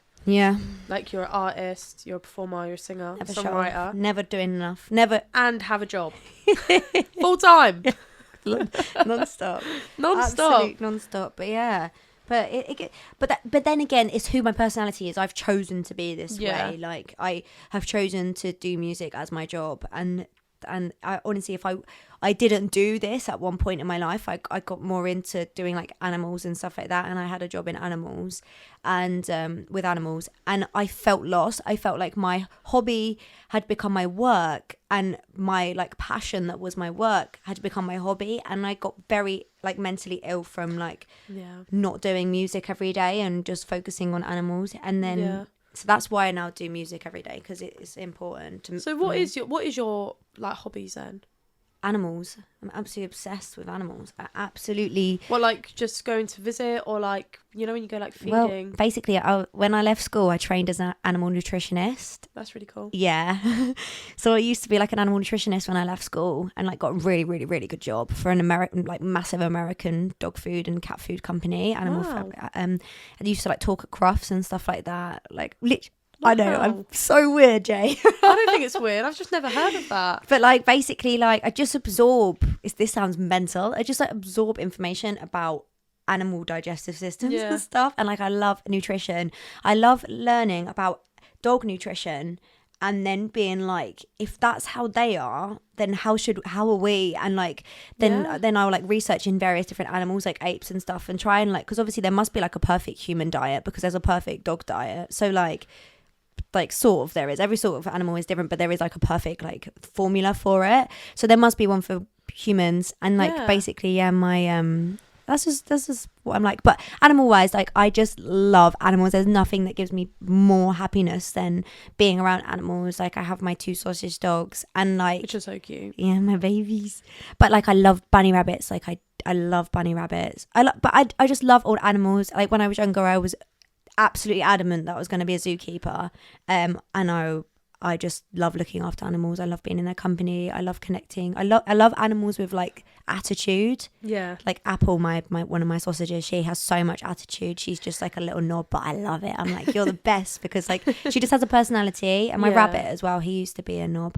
And I love that. But yeah, when I got older, I realised that zoos weren't great, and that they literally keep animals enslaved in Awful. in prison. And then I was like, well, I don't really want to do this actually. Yeah, I don't support this. No, but like obviously like music, it's so weird. Like music helps me express myself, but animals bring me joy. Yeah. So that's basically my. I think that's actually why when I keep going on about it, about how much I want a dog, I don't want a dog. I need a dog. Like seriously. Like there are days where I just sit here and I'm like, I don't want a human around me. No, yeah, I just want a dog. Yeah, it's true. Honestly, like sometimes I will fall asleep on the sofa, and Apps will come and like fit in like a certain part of me, and she will fall asleep. Oh. And I feel teary about it. So yeah, so honestly, when I have a nap and she'll come in and she'll sit in my little like crevice and nap, it just fills me with so much joy. And I think that it's important to be around animals. I think they teach us a lot as well. Yeah. But anyway, I sound like a crazy like animal lady. But I'm also I don't think you're crazy. I also absolutely love cooking. I wish I knew more about cooking. Oh, that's what me and Bet connect on the most. I think that's why we're best friends, because we just both love cooking so much. Are you guys going to pursue that risky recipes? Well, the thing is that we need to get on it, because like, you know, we cook every single day. We cook like amazing. Becca made the most amazing burritos last night. Like we cook like really intense thing. We made this cheesecake and stuff, and like I don't know. I think that like you were saying about doing on TikTok and stuff instead and things, and we should, because I think that like obviously like being like vegan and stuff, I know that people think that it's like, oh my God, I can't make anything, like that's a lot of work. A lot of people say to me, if I had a chef, then I would be more inclined to do it. But I think if we like showed how easy it is just by swapping out like 2 ingredients, that like we're just not eating something that other people eat. It's not like we're eating something crazy. We're just not eating something, we're just replacing it with something else. And I think then people would be maybe more inclined, especially. Absolutely. Yeah, but yeah, anyway. Yeah, no, I actually agree. I think I always found it really like hard to understand until I went gluten-free, and I was like, oh my God, this is fucking hard. Like changing a diet, it's not about there not being options, it's that you have to educate yourself. You have to just go on the fucking internet. It's all there. Yeah. So you can just be like, what can I replace this with? And there's so many, everyone's honest, everyone's open about it. It's just the thought of it, I think, freaks people out. Yeah. But like maybe just set up, you've got like a pretty decent camera from what I've seen on your Instagram, from whenever you filmed like you singing and stuff. Oh. So you could probably just stick it up in the kitchen, just wherever you probably don't use. Yeah. And then you can just like every now and again show people what you're doing. And then when you feel a bit more confident with it, just put it right in front of you. Yeah, that's so important. And there's like you know, there's probably loads of like YouTube tutorials these days anyway on how people use the camera angles, what they use in that. And I think it would be really good. I think you guys have something there. Yeah, especially because it's called Risky Recipes. It's really good name. I know. It's a really good name. I know. And you could like use the same footage for podcasting. You wouldn't even have to like go out your way to make a podcast. It would just be like, to make a podcast is really easy. You just go on a website host, you just upload the file, and done. That's it. What, and then they put it on Spotify? They put it on everything. Oh, wow. Yeah. So you literally, I mean, when I first set it up, I think it goes straight on Spotify, but you just have to make accounts of all of them. So you put like visit website, most of it uploads for you, and then a handful of websites you have to like create a user. But then it uploads it for you anyway, because it's all done by one link. Oh. So it's called like an RSS feed. So I use like Buzzsprout, and if I ever wanted to change, which I wouldn't, because they're great, everything's really straightforward, and they give you like tutorials and stuff on how you can do stuff. But you just have this thing called an RSS feed, and it takes you kind of to like your own website. But it's the host of the audios. And some websites, I don't know if you can do it on Buzzsprout yet, because I haven't tried it, but there are websites like Spotify that let you host it as a video as well, so I need to figure that out. Oh, wow. But yeah, so you can like, everything is done to your, basically the link, it's all done through an RSS feed, so you can change hosts of your website as much as you like. Obviously that's where it gets complicated. Yeah. But you don't have to change. I don't see the need to change. I did my research first though, so I just went on, because like Spotify have their own site that you can host on, and like loads of people said it was great, but then in other ways it wasn't. So I was just like, there's more pros versus cons for Buzzsprout, so that's why I use them. Oh, wow. But you can like, it's really easy. So if you like filmed it, and say for instance you had like neck mics or something, by the end you could literally just upload it, and some people don't even edit them. Like loads and loads of podcasters don't edit. Oh, wow. Because most of them do it by themselves. Yeah. It's only when they have like I like to be a perfectionist and Yeah, stuff and yeah, go over yeah. the top. So that's why I over edited all my solo episodes, because I was just really insecure about them. And like a lot of people have like producers, directors, like a whole team of people, where I was like, I'm gonna be my whole team. Yeah. I'm gonna be the whole team right here. Yeah. But like with the guest episodes, I only want to edit them if the guest wants it edited. I mean, the beginning bit I'm gonna neaten up, because obviously at the beginning I'm like, I don't know what I'm doing. Help. But yeah, it's really it's a lot easier than people think it is. Hence why I was like, well, that's not that bad, and it's cheap. It's really cheap to have a podcast. Sure. This is what I love about the girls though, because they tell you how you can do things. They have these, you tell them an idea and they're like, I know how you do that. I know how you achieve that. And then they just tell you everything of how you achieve it. Yeah. And then you're like, yeah, it's great. Like whenever I used to watch like motivational videos, and I used to think if I always watched business minded stuff, I would become a very respectable business successful woman. Yeah. But a lot of them tell you, don't share your knowledge, don't share your secrets. And it's like, maybe don't share your biggest secret. Yeah, for sure. But I don't have a secret to not share at the moment. Yeah, so for sure. Share it all. I feel like I'm surrounded by a lot of people who have drive and actually want something for themselves. And there's nothing wrong with like not wanting that, but because I'm in that mindset of like, I want more for myself, I want to like get up and try and do something for myself, and if it don't work out, fine. I'll go get a normal job again. Yeah. But like true. at the moment I have a normal job plus trying to do this, because I actually feel like this is probably the only thing that doesn't involve me being creative, because I'm not very creative.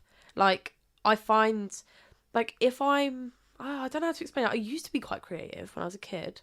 I used to write journal every day. A journal. What am I, American? I used to write a diary every day.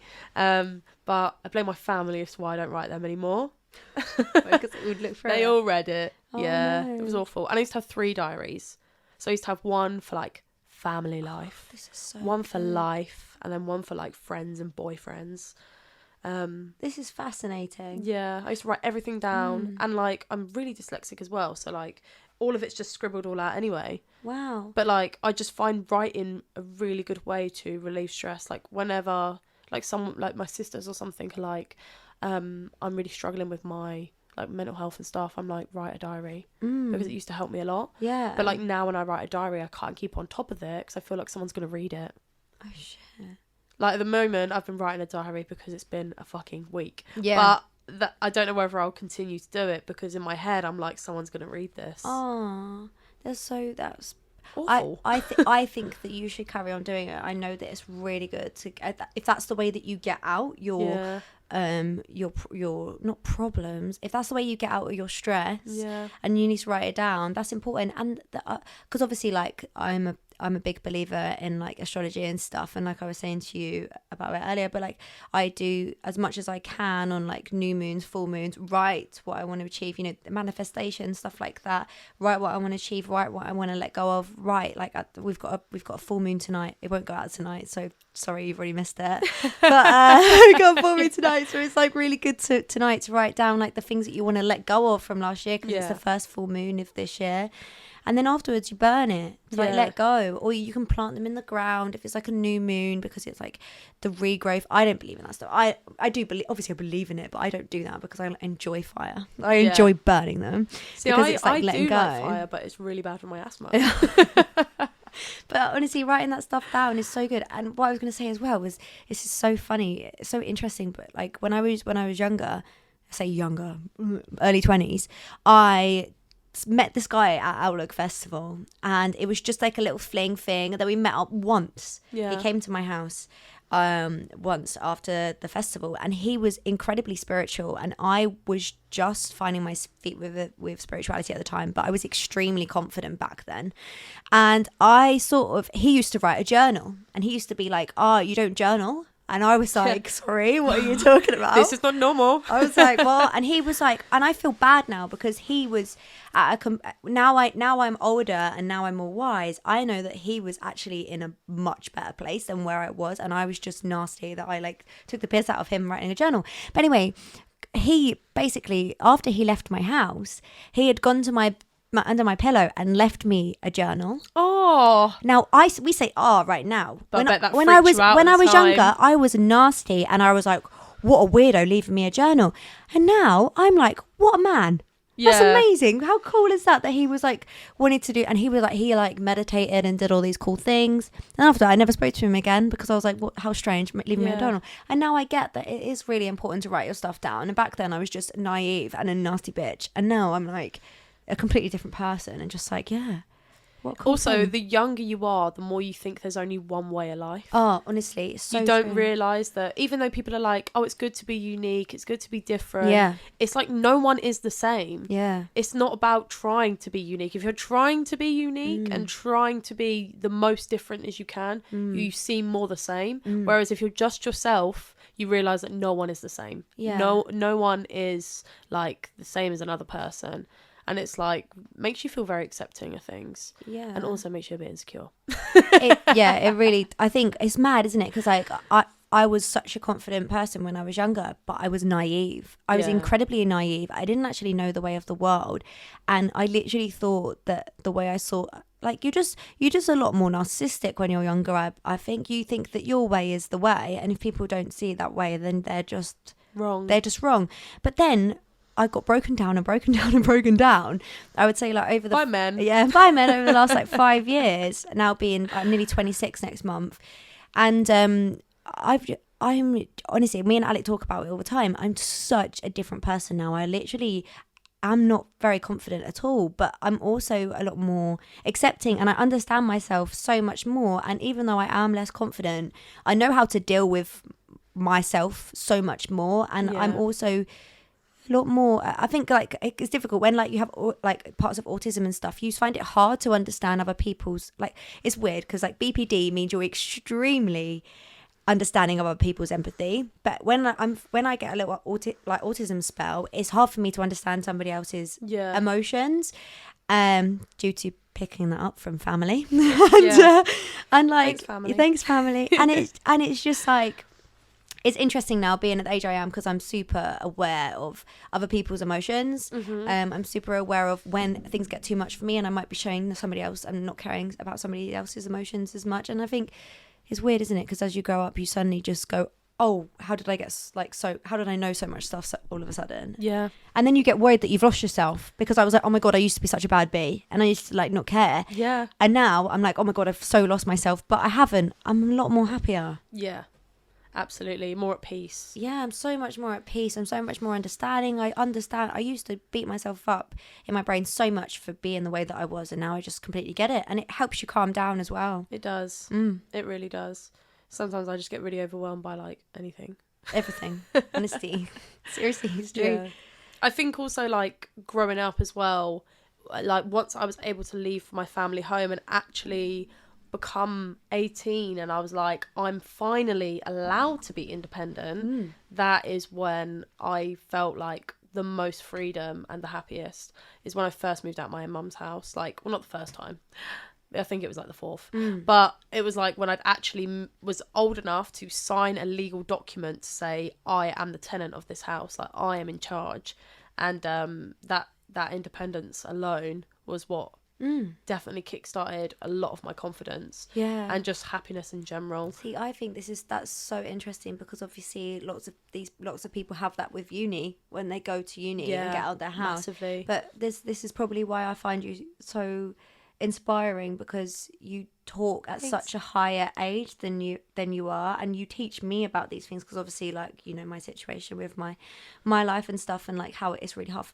I'm stuck in like a situation, and like that's really interesting how you've just said that, because that's something that I long for, and I know that I'll get at some point, but it is, You absolutely will. yeah, and it seems like you want to do it as quick as possible, but just like trust your gut and everything. Yeah, it's true. And like this, like any sort of negativity that is nothing to do with you, it's not stuff that you can control. You just have to sort of like, it's happening soon. It's happening soon. Yeah. Because I spent years just wanting to actually like end my fucking life. Yeah. And all sorts of stuff like that.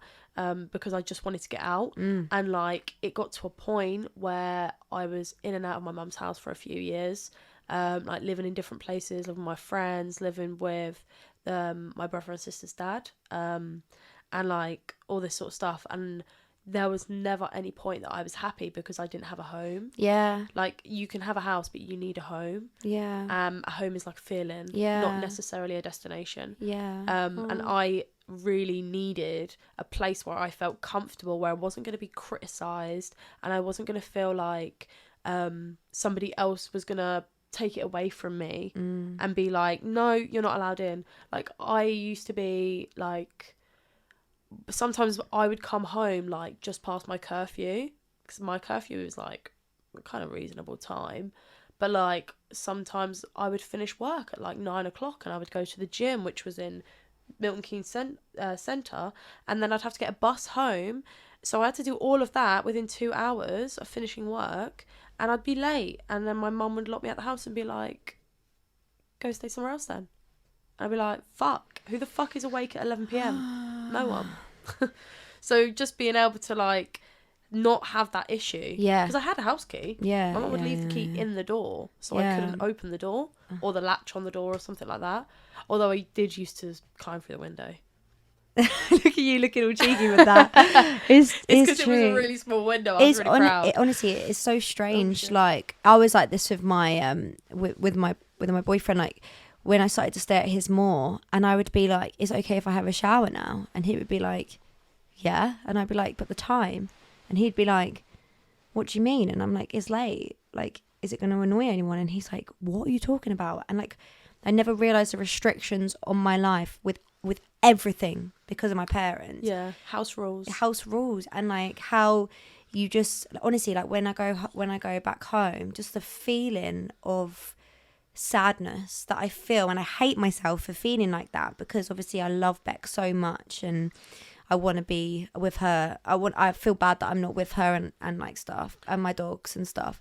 But it is a feeling of like restriction and not being able to just be you, and just constantly feeling like a burden or an inconvenience. Like that's how it makes me feel, being too loud constantly, like playing the piano, making a noise. Oh, it's noisy today. Like those little comments of just things, and it's just like it really breaks you down in your character. And that's just it is tough because I get that feeling where I don't feel like I have a home because I don't feel like I have a thing anywhere. But we speak about this often for myself and how I feel. But like, yeah, hopefully, but it's not like it doesn't really bother me that much. Like I'm not that saddened by it because I know that it's gonna be okay at one point. And also, I'm so lucky to have the situations that I am in and being able to have like a family home. Do you feel like more independent now that you have like more than one place? Yeah, I just feel really bad that I'm not at home to support Beck. I do feel bad about that. Like I go home like maybe once a week, and this is something that I probably need to start working on, just like rebuilding that. But it's tough because I don't feel it is tough. And I think also it's because you still feel like you live there at the same time. So it's a lot harder when you're still in that situation. Yeah, it's true. Whereas like my mum and I, it took us a really long time to begin trying to build a new relationship between us. It took a really long time because, after all that, we didn't speak when she kicked me out. We didn't speak through the whole process. Literally the day I was moving out, I had all my friends help me do it within 2 hours, and like literally like a relay race through my house. So it was just pass all my stuff out the door, just get it all out because my mum wasn't home as well, and she just left a note she had like a whiteboard in the kitchen where she'd write like notes and stuff, and she just put, "Jay, post your keys through the letterbox," and that was like it. And all my friends were just like, "Oh." Like sometimes trying to describe it to people, like the situation you're in, they're like, it's probably just because you're an asshole to your parent. And it's like, am I? Not to say I'm like a fucking angel, but things like that I think are really inappropriate. And then like I didn't bother speaking to my family for months because me and my sister didn't really speak. My youngest sister and I spoke a bit. But she was quite young at the time, so I don't know if she really understood what was going on. But like my mum and I didn't speak for like 6 months. I only showed her the house because I was moving out of it. When I had to move out and move into a new flat, I literally showed her the last week. Wow. I was like, that's so difficult. Yeah, man. I find. But like I felt 1000% happier. I was like, absolutely fine with it. I was like, don't care. At the time, I was just like, I don't care if I don't have any family. Like obviously, I don't feel like that now. But at the time, I was like, I do not care. But when they are causing so much like pain within you, like with BPD, like this all comes from that. And like when it's like a feeling, like I don't know how to describe to people. It's not like just like a thought. It's like an actual bodily feeling, like how it makes you feel because your parents cause you so much trauma. It's like when I get triggered by them, it's like I literally feel like my whole world is ending, and it's literally like, again, I've like disappointed you. It's just this pure constant disappointment and not feeling like you actually fit into their like ideal world. Yeah. But oh my gosh, I've lost my thought. But yeah. But it's very hard because you want to do a lot of things for your family. Yeah. But at the same time, you are an individual. Mm-hmm. And also because what I've been really, really like emotionally working on recently is like not letting myself get triggered when I'm at home, to try and be a nicer person and like to the situation. And when it does trigger me, the situation, and like that certain things get said and stuff, like trying to not say a word and like really just not like really be emotionally quiet, not shout, be just talk at a really like thing, or not talk at all. And like you feel like really hard. It's so tough. It is so tough, and I actively try and do it, but it makes me unhappy.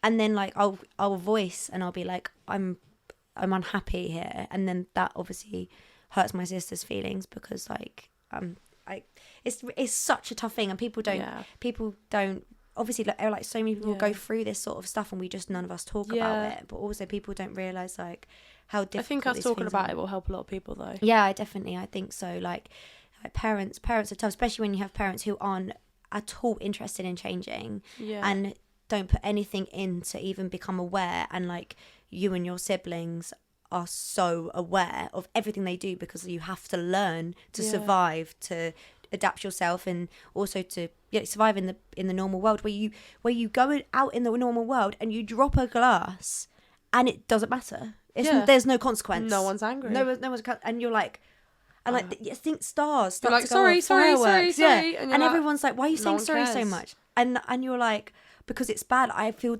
terrible that I've done this, and they're literally like, it really doesn't matter. Really doesn't matter. 99p from Asda. Do you know what I mean? Yeah. And you're like, wow.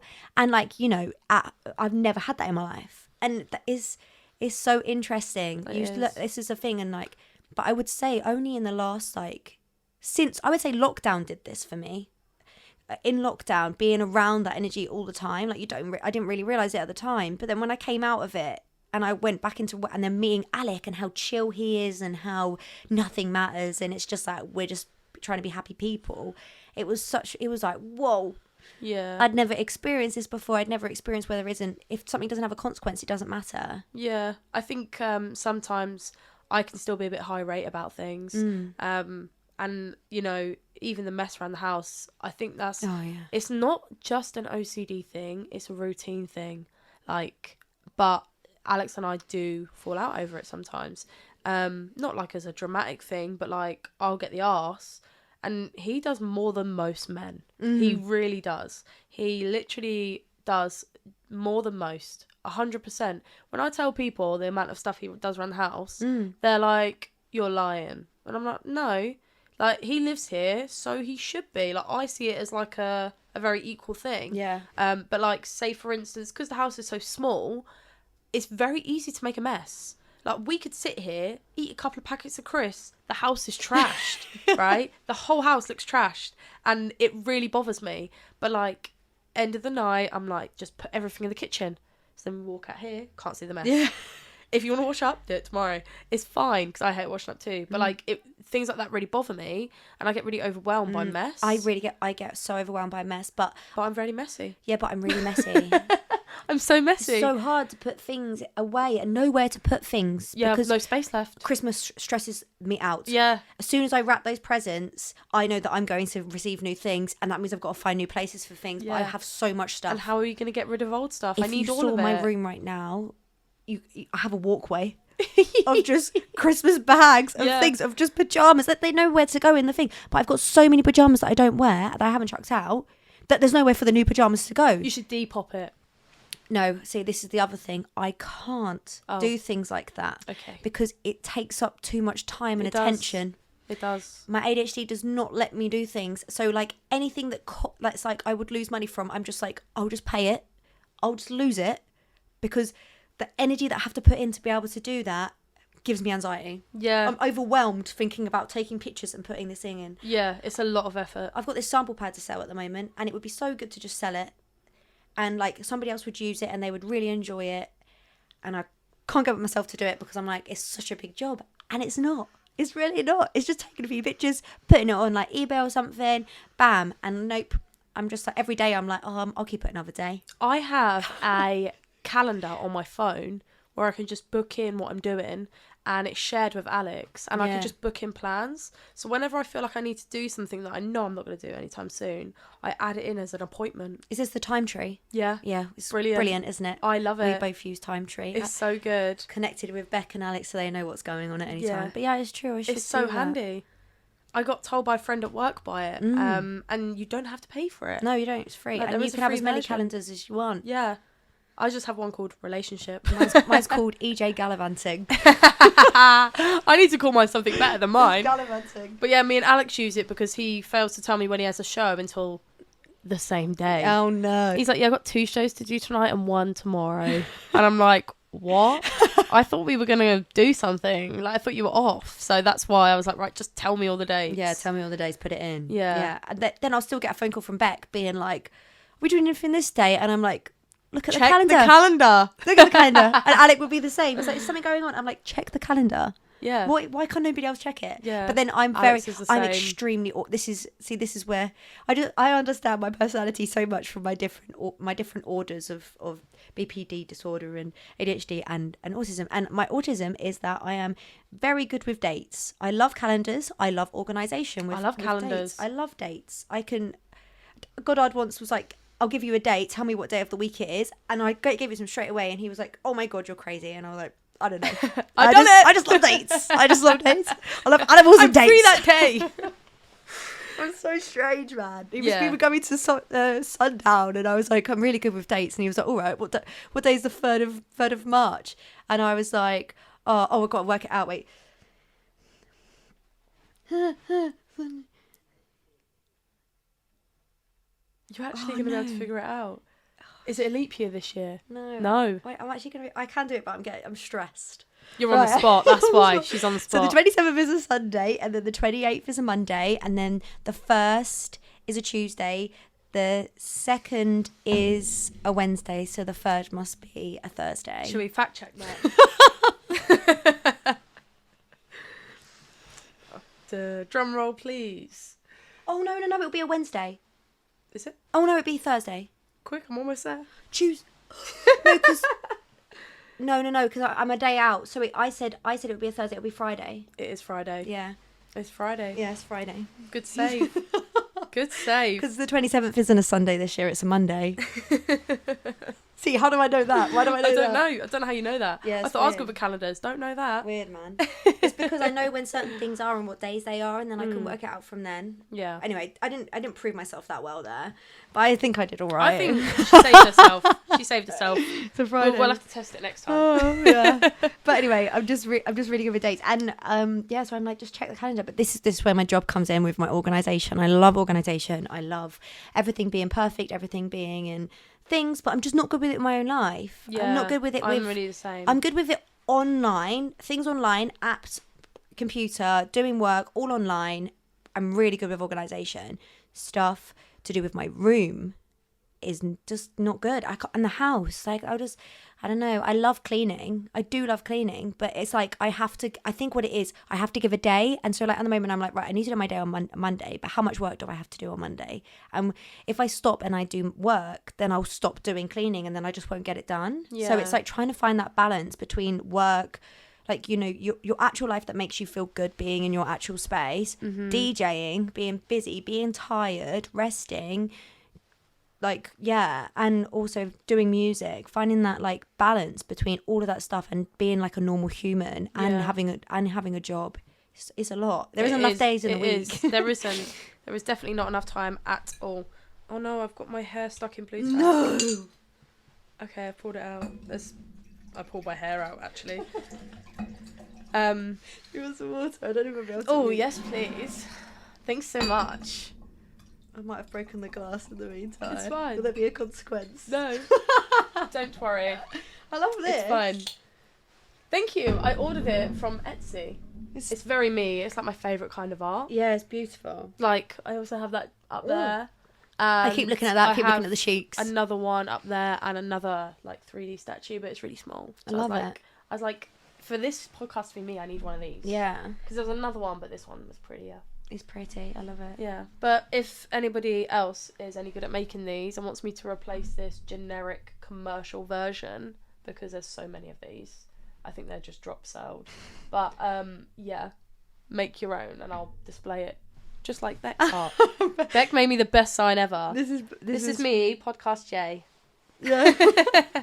It's so good. She did it herself with pliers. It's amazing. Like bent the neon wire. She's so artistic. Isn't she? Yeah, my sister is crazy with art. She's amazing. She's so good. I love it. I love it. I love that she's secretive about it as well. Yeah. Like, I wish she did it more. I really did. Like in 10 years' time, I'm auctioning it as a limited edition. Yeah, for sure. Anyone with the name Jay that wants this sign. Yeah. Someone wants to take it. 100k. Yeah. Limited edition. It's laced with my blood. No, I'm joking. It's not. Amazing. But thank you so much. Thank you. For coming on the pod. There was so much stuff I was going to ask, but to be fair, I think we spoke about more important things. Definitely. I wanted to touch on like things that could like help people and absolutely like advice and stuff that we could provide. I feel like we've spoke about a lot of stuff that people just want to know about. Like, I'm so tired of seeing this, like, you have to be this way, you have to be that way, and it's like, just be yourself, bro. Yeah, and I think everybody that also you can like sort of idolize people and think that they're like not actually who they are, and hopefully like being a bit more transparent and stuff, because I tell you all the time how much I want to be more transparent on social media, but it's tough. It's very hard. It's hard. I find it easier to do on things like TikTok because I can write it instead of say it. For sure. And then I feel like on the pod is a lot easier because once I'm in a conversation, I forget I'm being recorded. Yeah. Like, it's true. I forget. To be fair, I think you've checked more than I have to see if that thing's on. Because last time I was so like anxious about it, whereas I'm really comfortable with you because we're really good friends. Yeah. So I just sort of forgot about it being recorded and stuff. Like every now and again, I'm like, I'm even close enough to the mic, but I'm like, I'm sure it'll be fine. Just turn it up. We'll figure it out. Yeah. Yeah, I think we're okay. Yeah. Hopefully you're not going to be like, oh, EJ, I'm really sorry, it was a whisper. Yeah. And we're there just like... Yeah, we'll just have to like turn up to the max, and if it sounds bad quality, then Vibe will make it right. Yeah, but babe, please help me. Put it through various plugins. Yeah, because I was using a different one of his mics before, and he was like to me, "No, you need one with one of these soft things on the outside." Yeah. So then all the things that I edit out should hopefully cut them out. And I was like, oh, "You know so much. He knows so much about everything." Bob Shield. Such a talented man. Yeah, he is. But thank you so much. No worries. And I would love to have you on again. Oh, I love you so much. Yeah, this has been so much fun. We've definitely lost track of time as well. Yeah, I have no idea. It's probably been like hours. Yeah, she's literally about to go and do another job now. Yay. And I'm just going to sit here and chill and probably eat something. Yeah, I'm starving. But thank you so much for listening. Don't forget to subscribe on YouTube, because I'm going to open up a YouTube channel. Can't promise you the audio will look very easy to watch, but if I'm successful, I'll hire a fucking team of people to do it. And then it will look more camera friendly.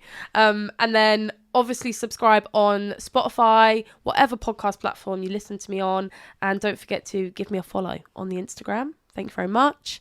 We love you all. We love Bye. you. Bye. Yay.